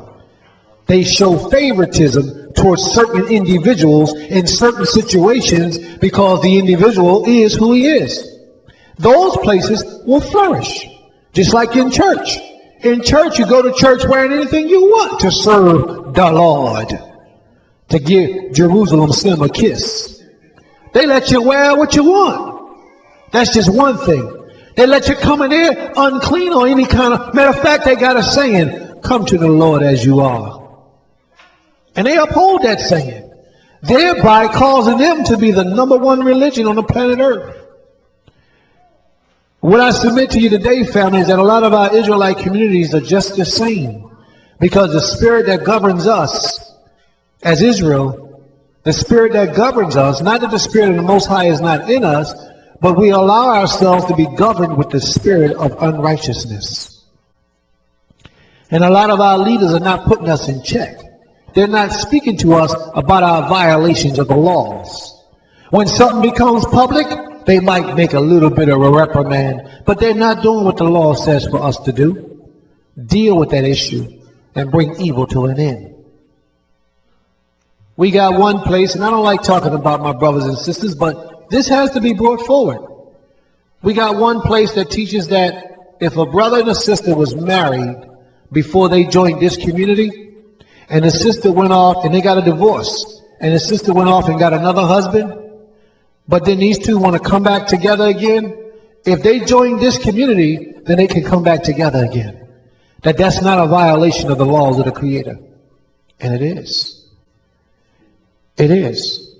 But they, because they're more worried about numbers, and they're not worried about the quality of our people, they allow our people to do evil as long as they attend and contribute financially to the cause.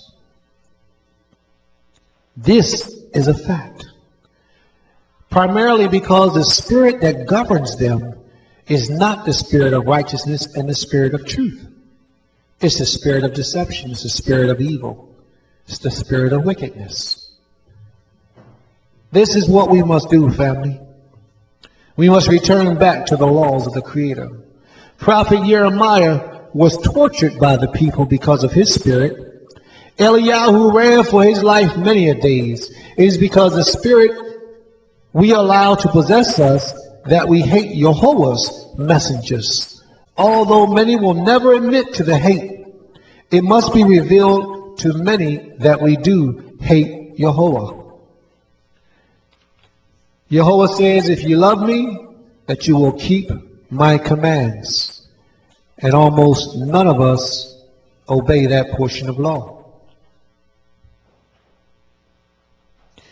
My lesson goes on for a lot longer, but I think I'm going to allow you all to rest this time. Let's open our books, please, to Jeremiah, the 4th chapter. Jeremiah, the 29th chapter.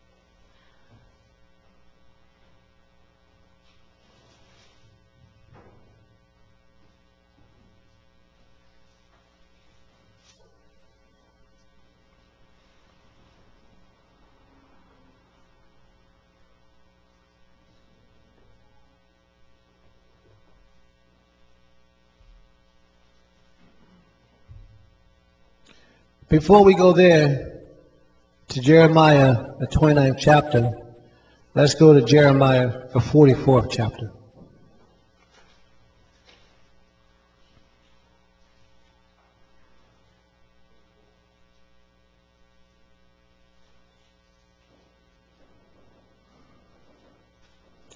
Jeremiah, the 44th chapter. This is very important and it ties into the conversation of today. Jeremiah 44, verse 15. Jeremiah 44, verse 15. Could I get a reader, please?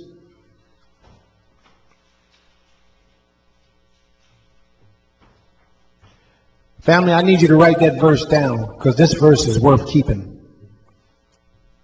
Jeremiah 44, verse 15.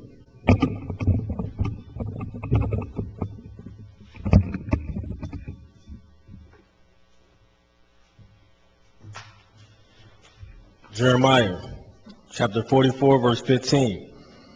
Then all the men which knew that their wives had burned incense unto other gods, and all the women that stood by, a great multitude, even all the people that dwelt in the land of Egypt, and Pathros, answered Jeremiah, saying, Now all the men knew that their wives had burned incense to other deities. Can we hear? What did we do about it? What did we do about it? We knew that our wives was burning incense or giving praises to another deity, and we did nothing about it. We stood by and watched. Matter of fact, we participated in it. So here come the Most High sending a messenger, a prophet that has his spirit in him, to a people that have the spirit of other deities in them. Let's see what takes place. Jeremiah, chapter 44. This is going to show us how sick in the minds we have became as a people. Read on, please. Jeremiah, chapter 44, verse 16. As for the word that thou hast spoken unto us in the name of Jehovah, we will not hearken unto you. As the word that thou hast spoken unto us in the name of Jehovah, so you know he's speaking truth. But because we got a spirit upon us that is unlike the Most High Spirit, we don't want to listen to it. Read on, please. But we will certainly do whatsoever thing. We will do what? Certainly do whatsoever goeth forth out of our own mouth. Read that again. What we gonna do? But we will certainly do whatsoever thing goeth forth out of our own mouth. For the spirit that you have presented us, we don't want. We want the spirit that governs us now. So the word that you have spoken in the name of the Most High, we reject. Am I right? And whatever we decide with the contaminated minds that we have right now, that's what we're going to do. We're going to move in that spirit. Read on, please. Don't think that this took place 3,000 years ago, family. This is today. Read on. But we will certainly do whatsoever thing goeth forth out of our own mouth, to burn incense unto the Queen of Heaven. To burn incense to the Queen of Heaven. Read on.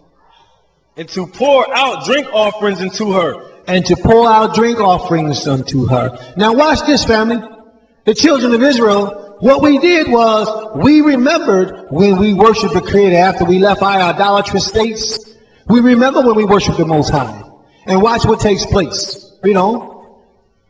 As we have done, we and our fathers, our kings, and our princes. All of us worship the Queen of Heaven. Who the Queen of Heaven today? Mary. Islam. Islam is the Queen of Heaven. For the deity of Islam, Allah. They call him Allah. He's the moon god. Do research on the moon god. That's why the symbol for Islam is the star and the crescent. Do the research on it. They don't know whether that deity is a man or a woman. In one persuasion, it's a woman. In another persuasion, it's a man. That deity is the Queen of Heaven. Read on, please. Verse 17. In the cities of Judah and in the streets of Jerusalem. For then had we plenty of victuals and were well. And now, when we were serving the Queen of Heaven, we had a whole lot of food to eat. We had a lot of things. We was doing well. We was getting it in. This is what Israel say when they make that transformation from idolatry to worshiping the Creator. This life is not a life that I want to live, man. I can't do nothing. I ain't never got no money because I can't work on Shabbat. This is what I'm trying to bring forward to your family, how you hate the Creator and don't even realize that you do. And when it's told to you, you don't believe it.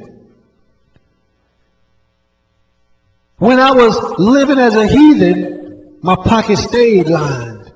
I always had food to eat. I always had a nice place to live and to sleep.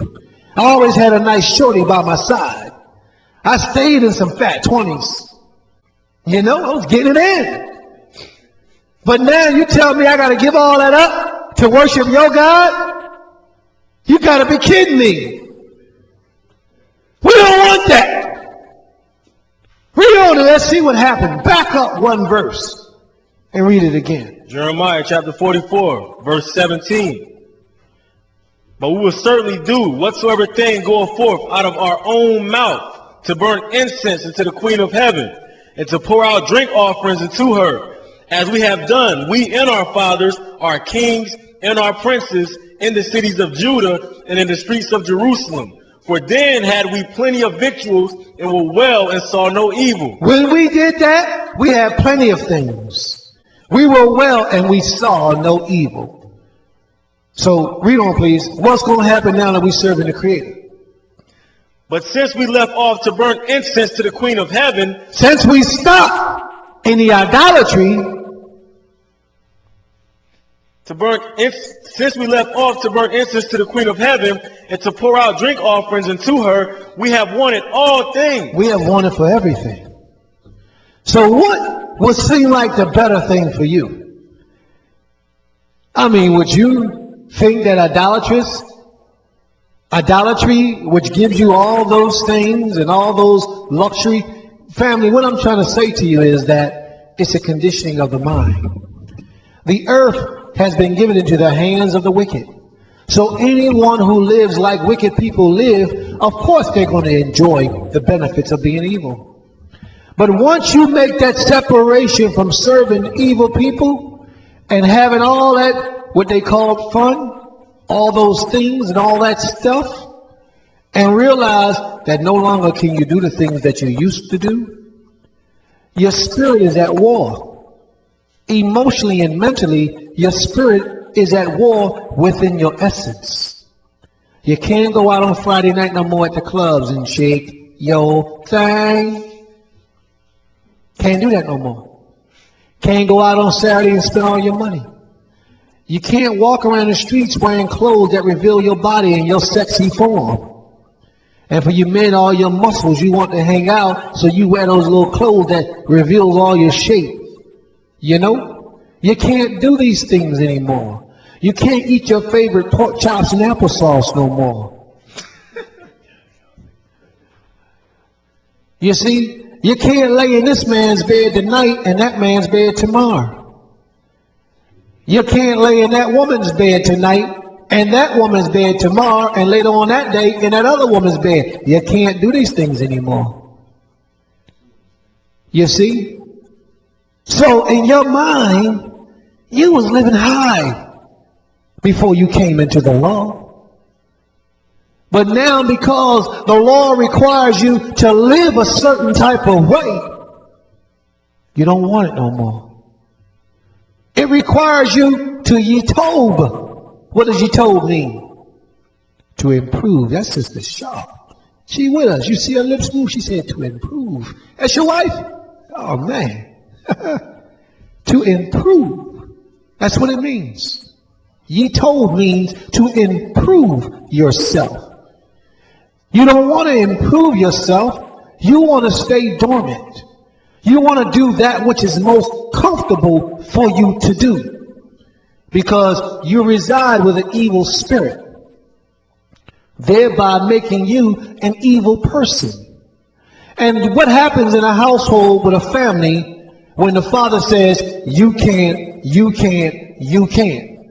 It makes the children to rebel, doesn't it? And that's exactly what happens when you come into this walk of life with the Creator. Because you're so accustomed to doing whatever imagination comes into your mind. And now you walk into the truth, and Yah says, you can't. You're going to be like, what? I can't.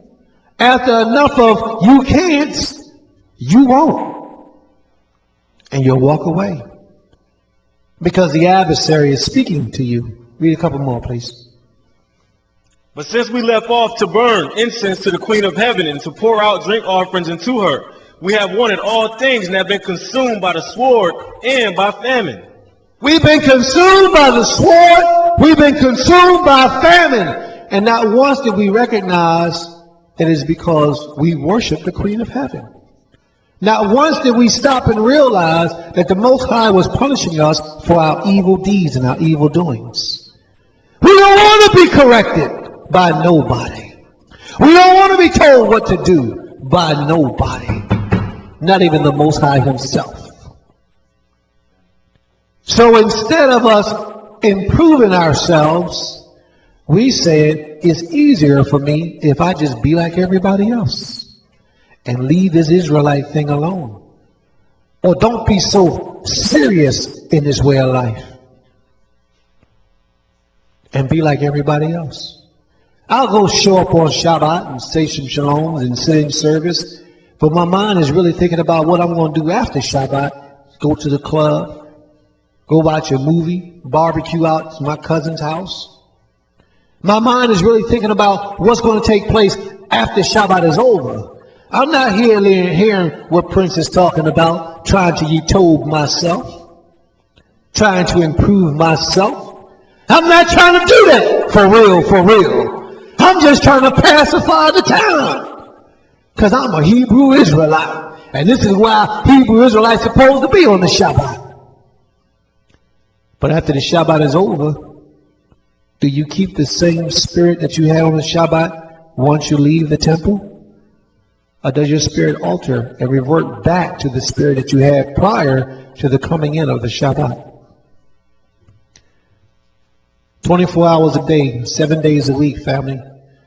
You're supposed to worship the Creator.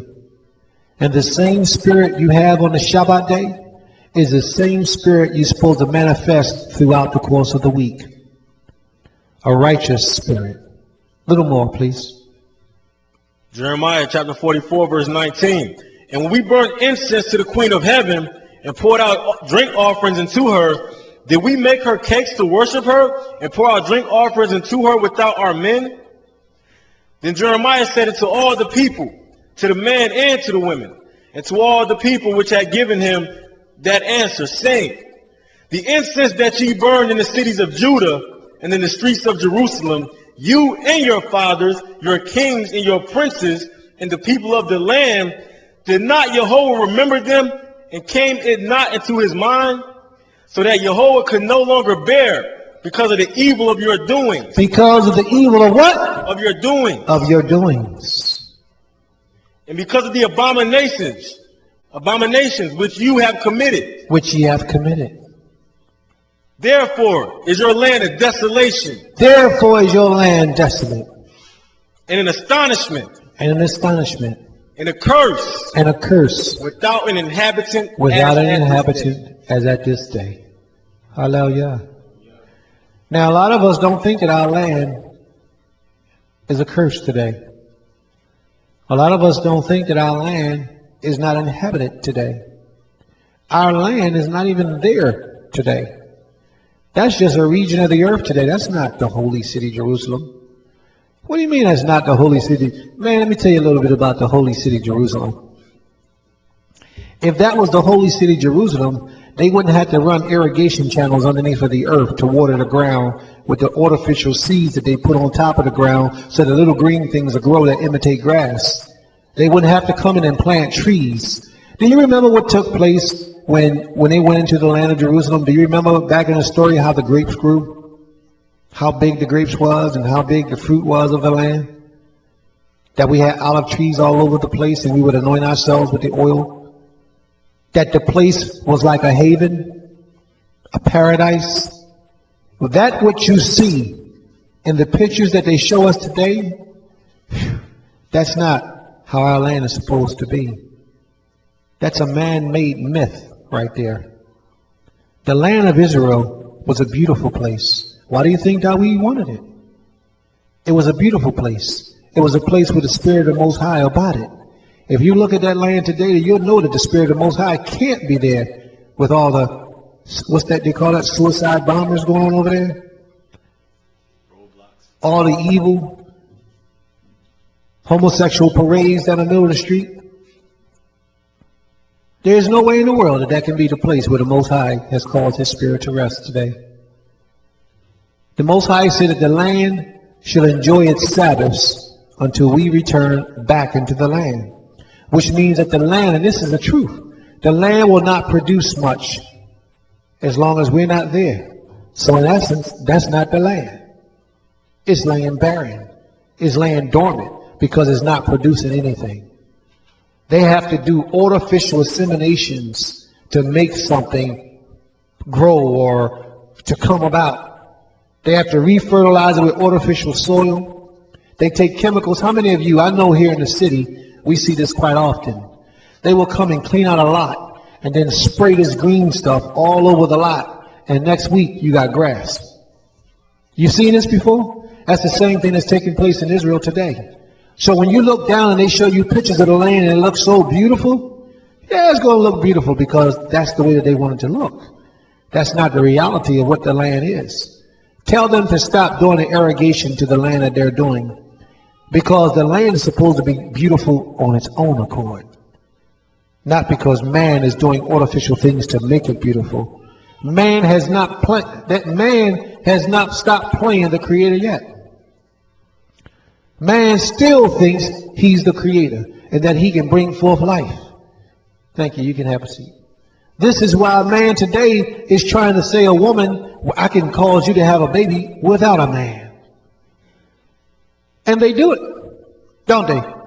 But they still need to take the seed of the man and bring it and place it within the womb of a woman. Yeah. I remember something that I read just recently where a man stood up against the Creator and said, God, he said, I'm going to use their words now, God, You ain't no God at all. I could do what you can do. So the Creator said, really? He said, what can you do? He said, I could bring forth life.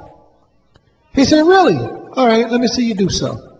So the man went out and he got a seed and dug a hole and put the seed in the ground. The Creator said, wait a minute. Creator said, wait, what you doing? He said, I'm going to take this seed and put it. He said, no, get your own seed. Get your own ground. Get your own earth. You can't take what I got and try to use it against me. You understand? I said, what you doing? Oh, wait a minute. Get your own. See, because the Creator created from nothing. And if you watch these scientists today, what they do is they use other things that's already in creation to bring about a different thing. They don't create anything. Nothing. The Creator created. That's why he's called the Creator. He created from nothing and made something. So I'm going to leave you with that little bit tonight, family. What I really need you to look deep inside yourselves is to try to meditate on the lesson and the words that you heard on this day. And try to hear deep inside of your essence that you has the ability to destroy the traveler when he comes in your midst. You have the ability to incorporate righteousness in your actions, in your thoughts, and in your deeds.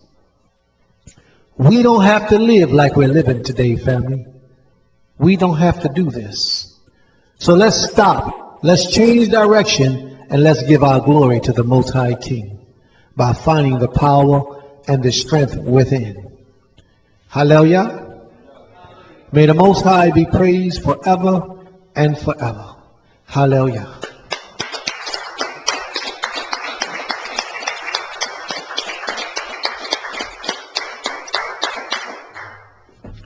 We want to thank everybody who came out in attendance today, and we want to thank everybody in the Power Talk room. We want to know right now, are there any questions? Are there any questions about anything that you heard today? If there are any questions, come to the mic, please, and ask your question. If you have a question in the room, raise your hand, please. Move that out the way, please. If you have a question in the room, raise your hand, and we'll give you the opportunity to speak. You got to scroll up to the top, Maury.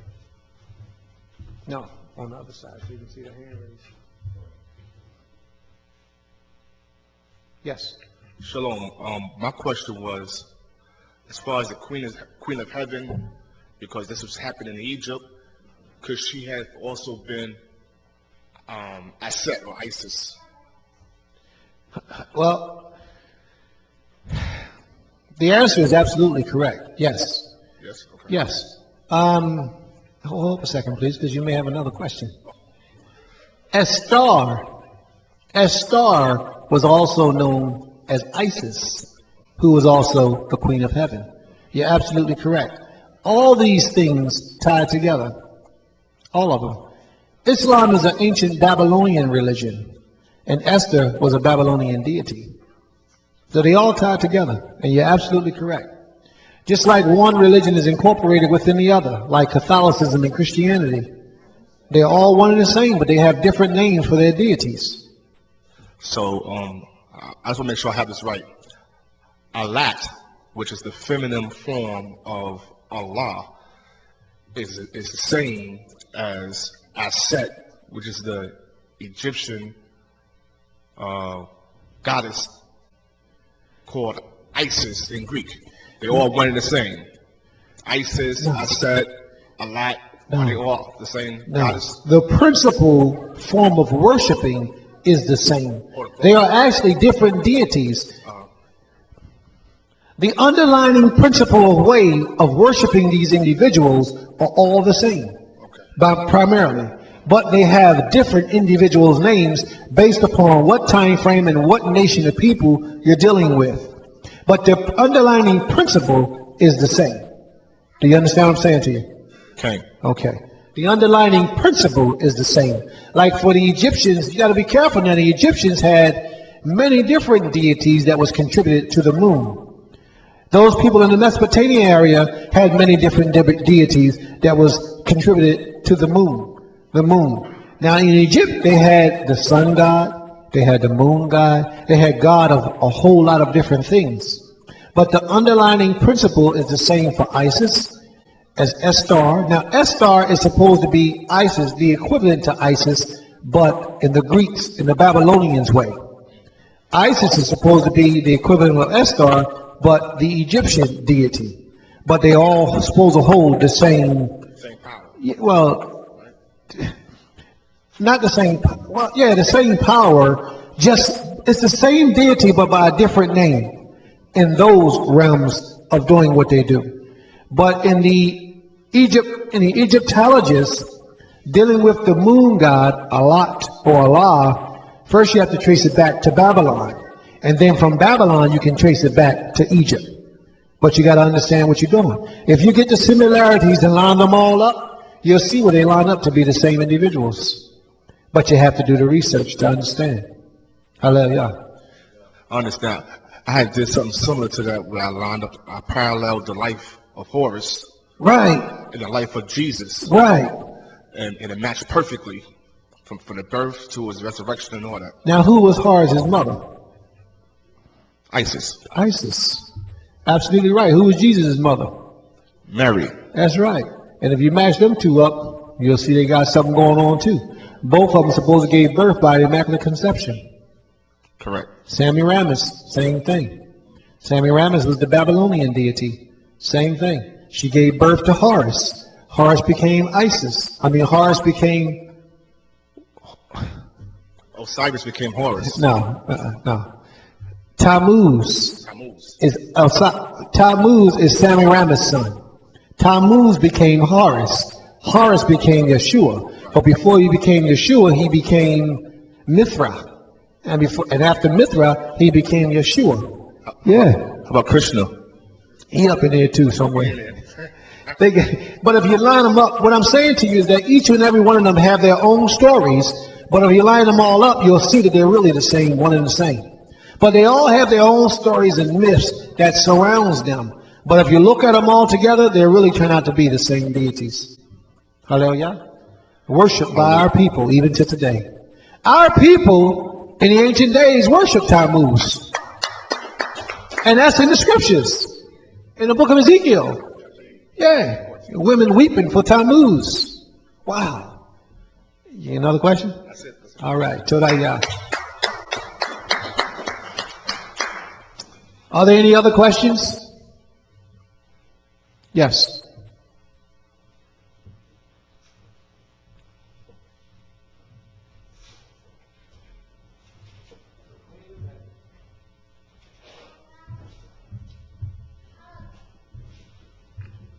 Shabbat shalom.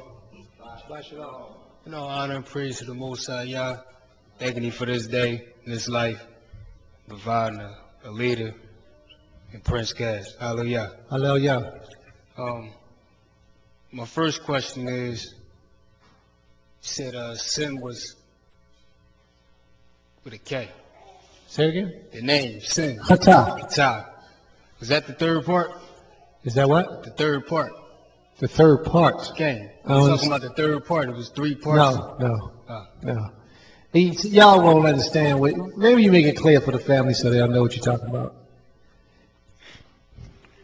Every week he tries to get the answer to this out of me, but I've yet to give it to him. It's been like 2-3 months. He keeps thinking that he got the answer, but it ain't that simple. Man is made of 3 different portions: spiritual, physical, and something else. That other portion of what man is made of is unknown to most people. He keeps trying to get it out of me. But when he's ready, he'll receive the answer. Look at it, he's thinking. Go ahead, Aki. What's next? All right. The invisible world and the visible world.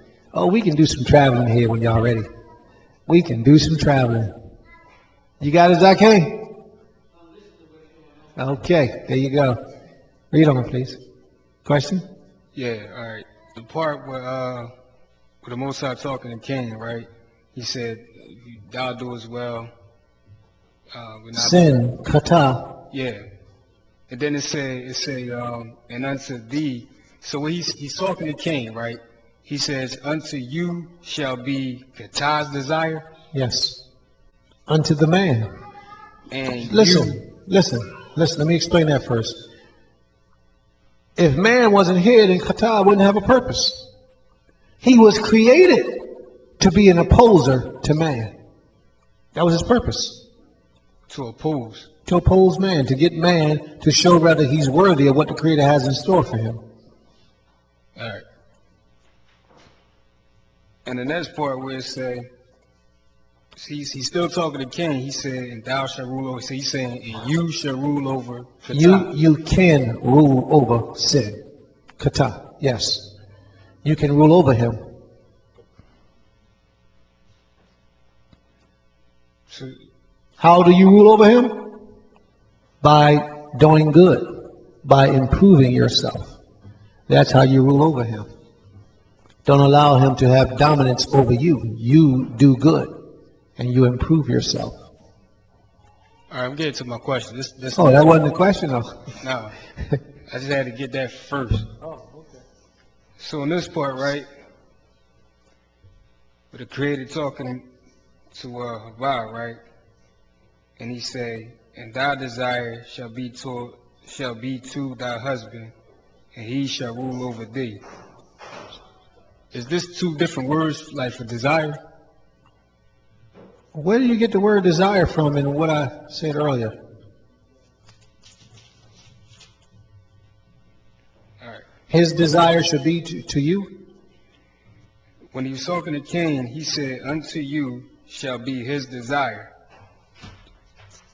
and thou shalt rule over him. When he was talking to Havah, he said, and thy desire and her desire shall be to your husband, and he shall rule over you. I would assume, now it's just an assumption before I even get it up, I would assume that it could be the same desire.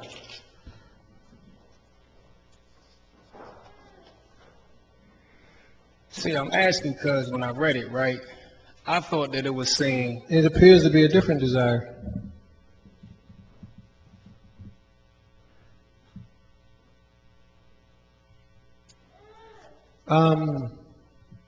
No. Same desire.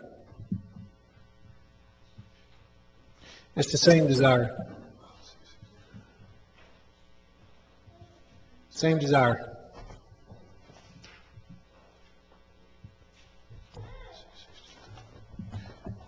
It's the same desire.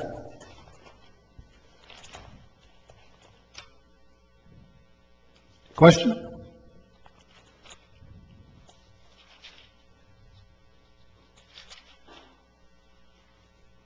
yeah, all right, hold up, let me get it together now.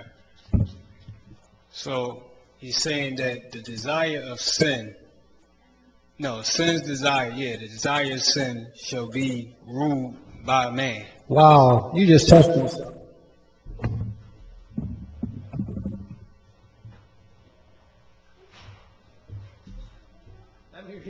Let me read to you the definition of desire. And it says, and this is deep. It means the sense of stretching out after, a longing or desire. So when the Most High told to the woman that her desire is to be toward her husband, she is supposed to reach out for his affection. She's supposed to reach out to be pleasing unto him. So if she's not reaching out to be pleasing to her husband, then she's violating the laws of the Creator. It is. But they don't teach you that in today's society, right? They don't teach you that. That's what she's supposed to be doing. Reaching out to be pleasing to her husband. That's a command, and the first command given to a woman by the Creator.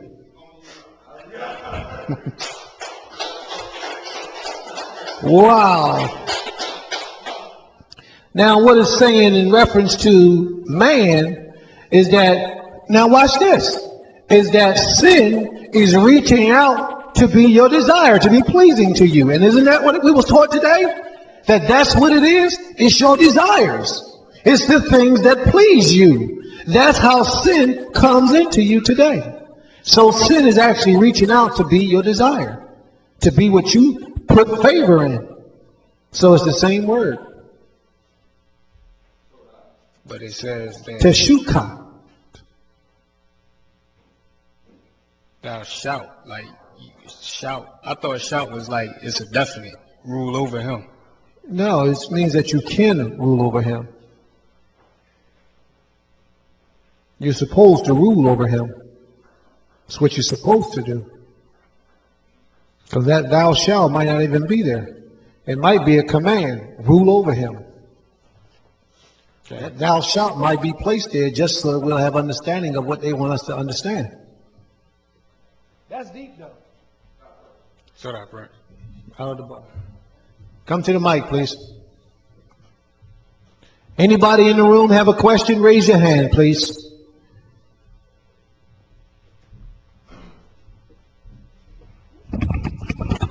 Hallelujah. We learn something new every day. Hallelujah. But we done seen that passage so many times and may have not seen it that way. We did. But no, but going back to what you're saying, so how does, you know, 'cause we, in the Torah, we have, you know, the commandments and so forth. And sometimes we box ourselves in and don't really expand our minds within the commandments.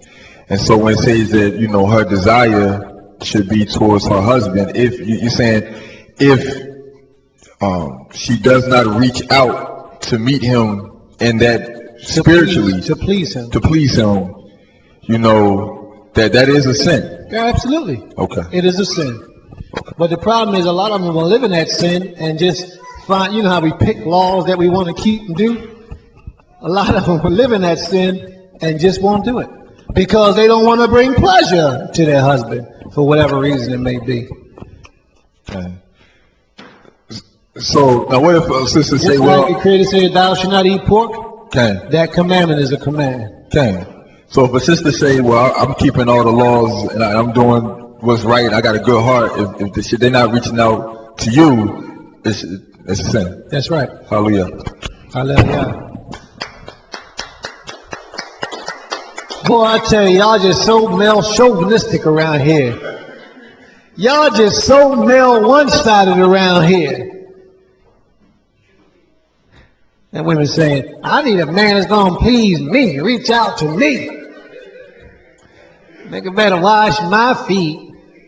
He better obey my voice. And if you watch enough television and be a part of this world, that's the kind of man you're going to get. Because that's how this world is programming men to be. Just like that.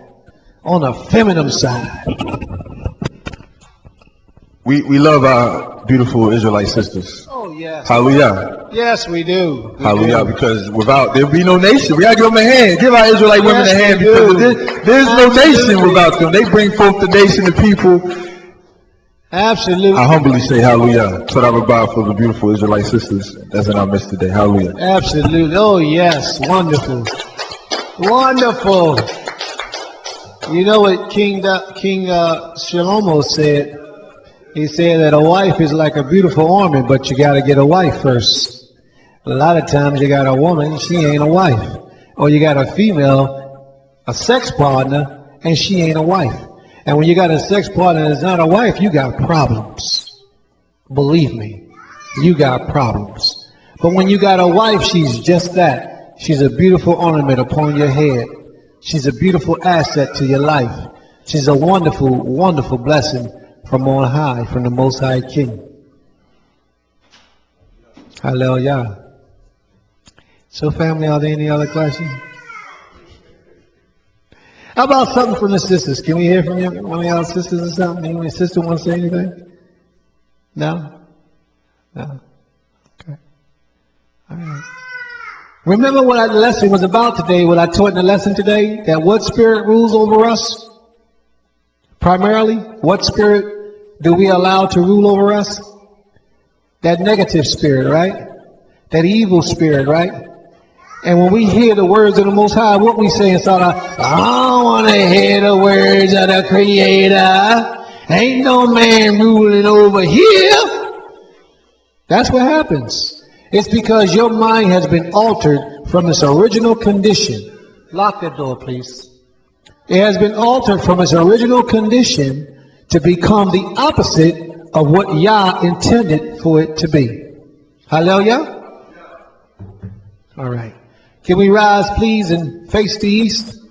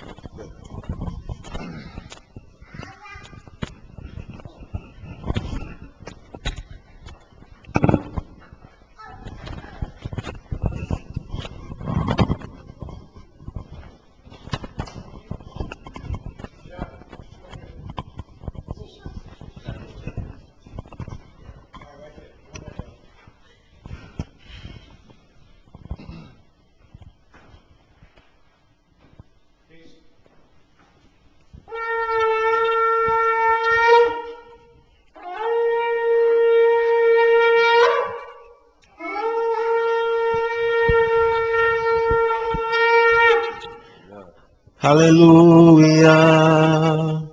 Hallelujah et Shem Yehovah. Hallelujah Abde Yehovah. She'omedim bebeit Yehovah. Bechozrot beit Eloheinu. Hallelujah ki tov Yehovah. Zameru li shemo ki naim, ki Yaakov bachar lo, Ya Yisrael le segulato, ki ani yedaeti ki gadol Yehovah, we edoleanu mikol Elohim. Kol ashir chafetz Yehovah asam bashamayim ubaretz bayamim wekal tehomot mi'al tesi haaretz berakwim lematar osa motzei ruach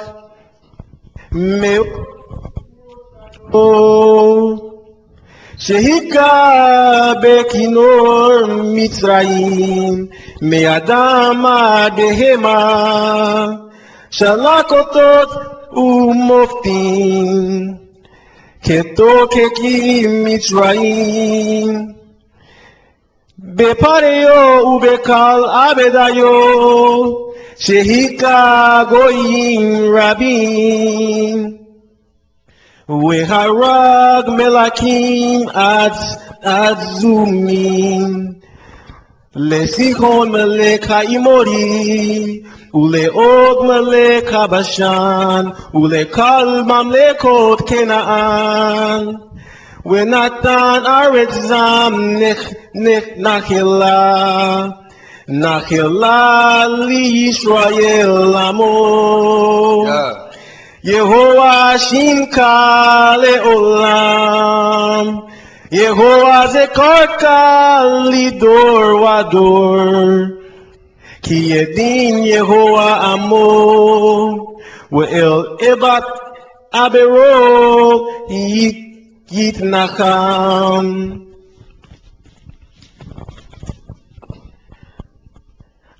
Atzbai hagoyim kesef v'zahav Ma'aseh yadai yadam Pelachim velo yedaberu Einayim lachim velo yirau Azinayim lachim velo ye'azim nayenu Af ein יש רוח בפיהם, כמוהם יהיו אשיהם, קל השיר בטח בהם. בית ישראל ברכו את יהוה, ברית אהרון ברכו את יהוה, ברית הלוי ברכו את יהוה, יראי יהוה ברכו את יהוה, ברוך יהוה מזיון. שכן ירושלים, hallelujah. We are one in the Ruach. We are one in Ayah. We are one in the Ruach. We are one in Ayah, and we pray that our unity may one day be restored, and they'll know we are Israel by our love, by our love. Yes, they'll know we are Israel by our love. We are one in the Ruach. We are one in Ayah. We are one in the Ruach. We are one in Ayah, and we pray that our unity may one day be restored, and they'll know we are Israel by our love, by our love. Yes, they'll know we are Israel by our love. We are one in the Ruach. We are one in Ayah. We are one in the Ruach. We are one in Ayah, and we pray that our unity may one day be restored, and they'll know we are Israel by our love, by our love. Yes, they'll know we are Israel by our love. Last time, family. We are one in the Ruach. We are one in Ayah. We are one in the Ruach. We are one in Ayah, and we pray that our unity may one day be restored, and they'll know we are Israel by our love, by our love. Yes, they'll know we are Israel by our love.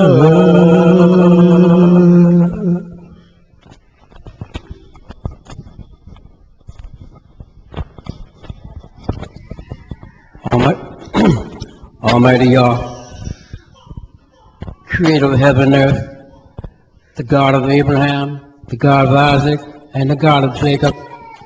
Hallelujah, hallelujah, hallelujah. Praise be your high, holy, and exalted name. We thank you right now, y'all, for life, for health, and for strength. We thank you, y'all, for all things, because you've been good to us down through the ages. Look down upon us, y'all. Look down upon our mothers, our fathers, our sisters, our brothers, grandmothers, and grandfathers. Some sick in nursing homes, some sick in hospitals, some in drug houses. But you and you alone know the cause and the cure of all things, because you're the only one that can heal our minds, our bodies, our soul, our very spirit. Therefore we give thanks and praise to you for all things, because it is said, Bereshit bara Elohim et hashamayim ve'et haaretz. In the beginning, God created the heaven and the earth. Therefore, y'all look down upon your people Israel, who are scattered to the four corners of the earth. And be with them, y'all, and bring them into your fold. And set up people over them, y'all, who are righteous in mind and who spirit. Because you and you are only one that can help and deliver your people Israel.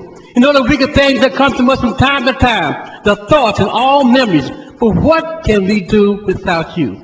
Therefore, y'all, ask you to bless your people Israel, which are scattered to the four corners of the earth. And let the brothers come together and have love in their mind, that they may help one another. And remove the strife and the envy and all things which are not pleasing in your sight. And we shall give thee praise. Amen. Hallelujah. Hallelujah! Hallelujah! Hallelujah! Hallelujah! If there's not another second, let your last words be, I love you, Yah! Hallelujah! Hallelujah! Give all praise to the Most High King Yehovah, the Elohim of Abraham, the Elohim of Yitzchak, the Elohim of Israel. Hallelujah!